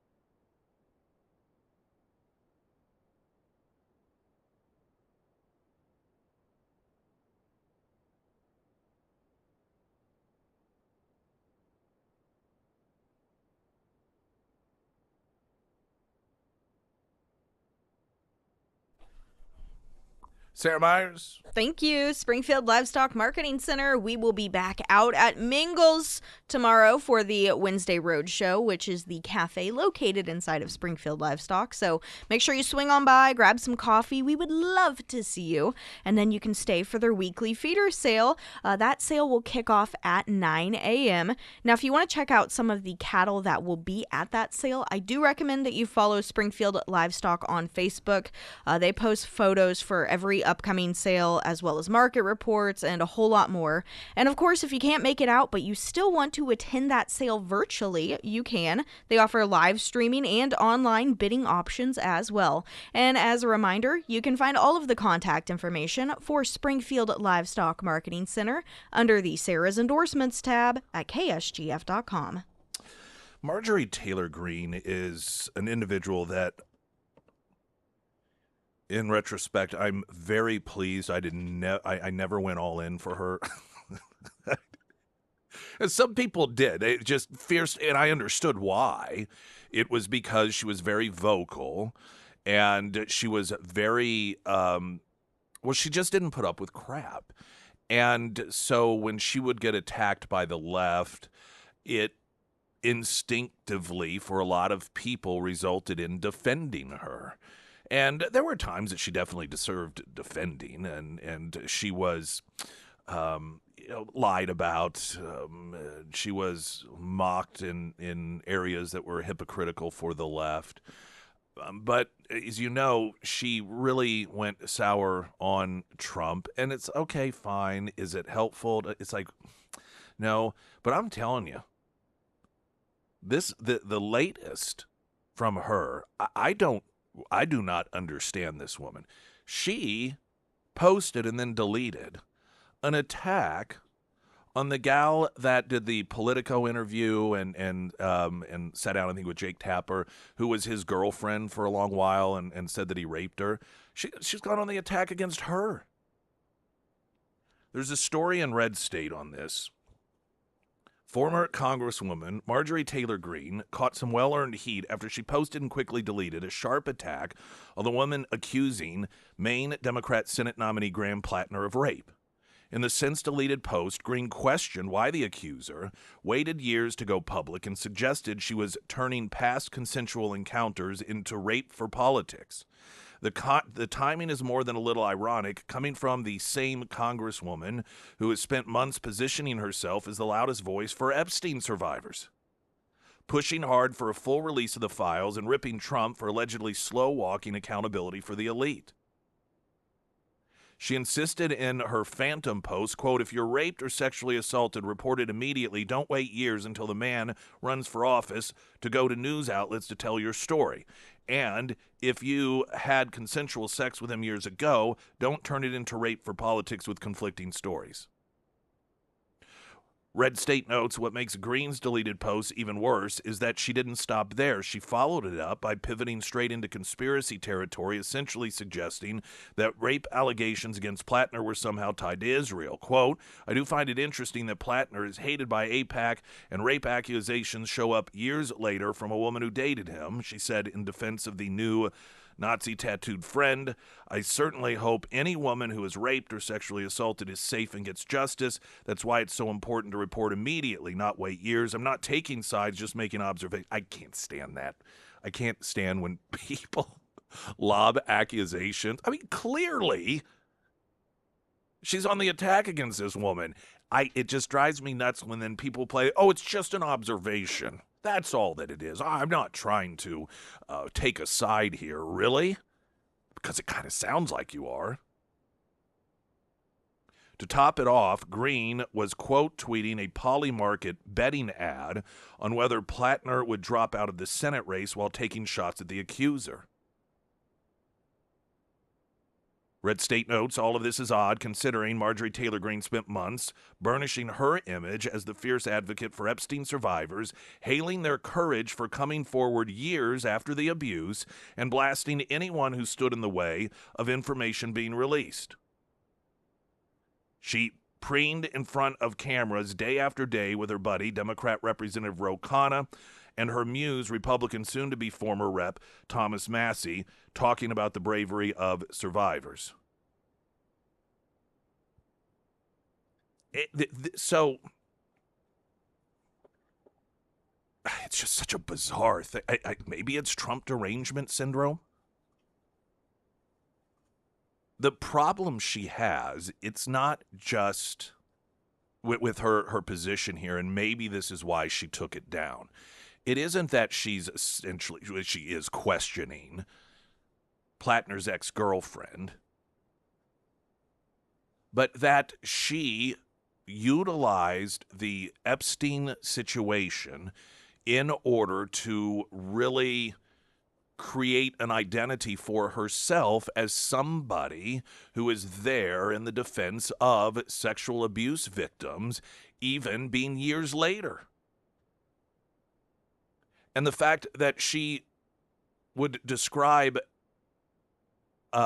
individuals, which, by the way, some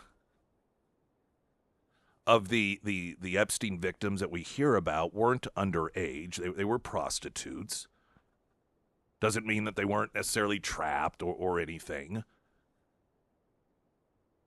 But these are individuals that didn't say anything for years and years and years, and it was part of why Marjorie Taylor Greene labeled them as being so brave, is that even after all these years, they decided to step forward. And so then to nail this gal and question her,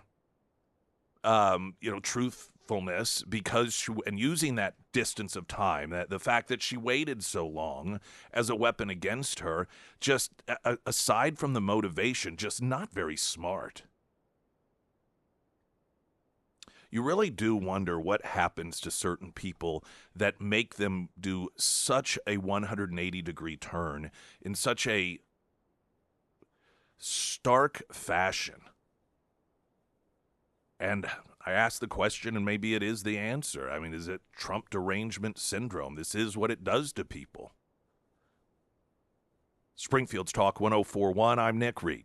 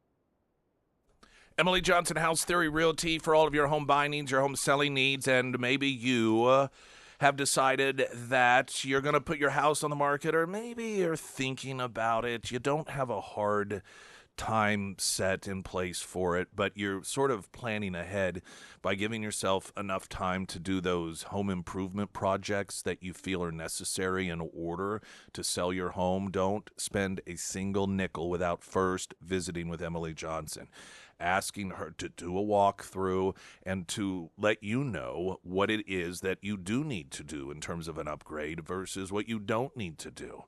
Because oftentimes what we think is something that needs to be upgraded is a thing that really doesn't matter for new buyers. And then there are some things maybe you don't realize you should do in order to make the house sell, things that are kind of expected from buyers. And she can give you all that information, because there's nothing worse than, you drop 8, 10, 12 grand on some sort of home improvement only to find out that you're not going to get that back. It's not necessarily going to help you. And there are other things that cost about that same much you actually need to do. So that's where you can really utilize her as a resource. When it comes to putting your home on the market, make that step one. Emily Johnson, House Theory Realty. I think it was last week we talked about this Democrat activist, and he was a union guy in Maine, and he had posted that any Democrat that isn't backing Graham Plattner should be lined up against the wall and shot, noting that they should be the first ones to have to line the wall or stand against the wall whenever the revolutionaries take over, the assassination wall. I wonder what that guy's position is now on Plattner. I wonder if he's still all in on that. If just a little rape accusation, I mean, come on. Hey, listen, Biden,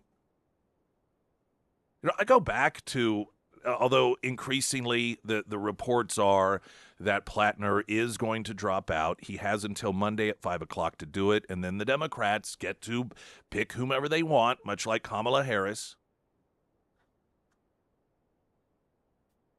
And so some of those sources could be providing that information in order to sort of nudge him out, to get the ball rolling a little bit. But if you're Graham Plattner, I mean, I try to imagine how other people think, as bizarre as his thought patterns oftentimes have to be, but I'd be thinking Biden was accused of rape or of a violent sexual assault that would, based off the details given by his accuser, who was a staffer at the time, would have definitely been physical sexual assault, if not rape. And she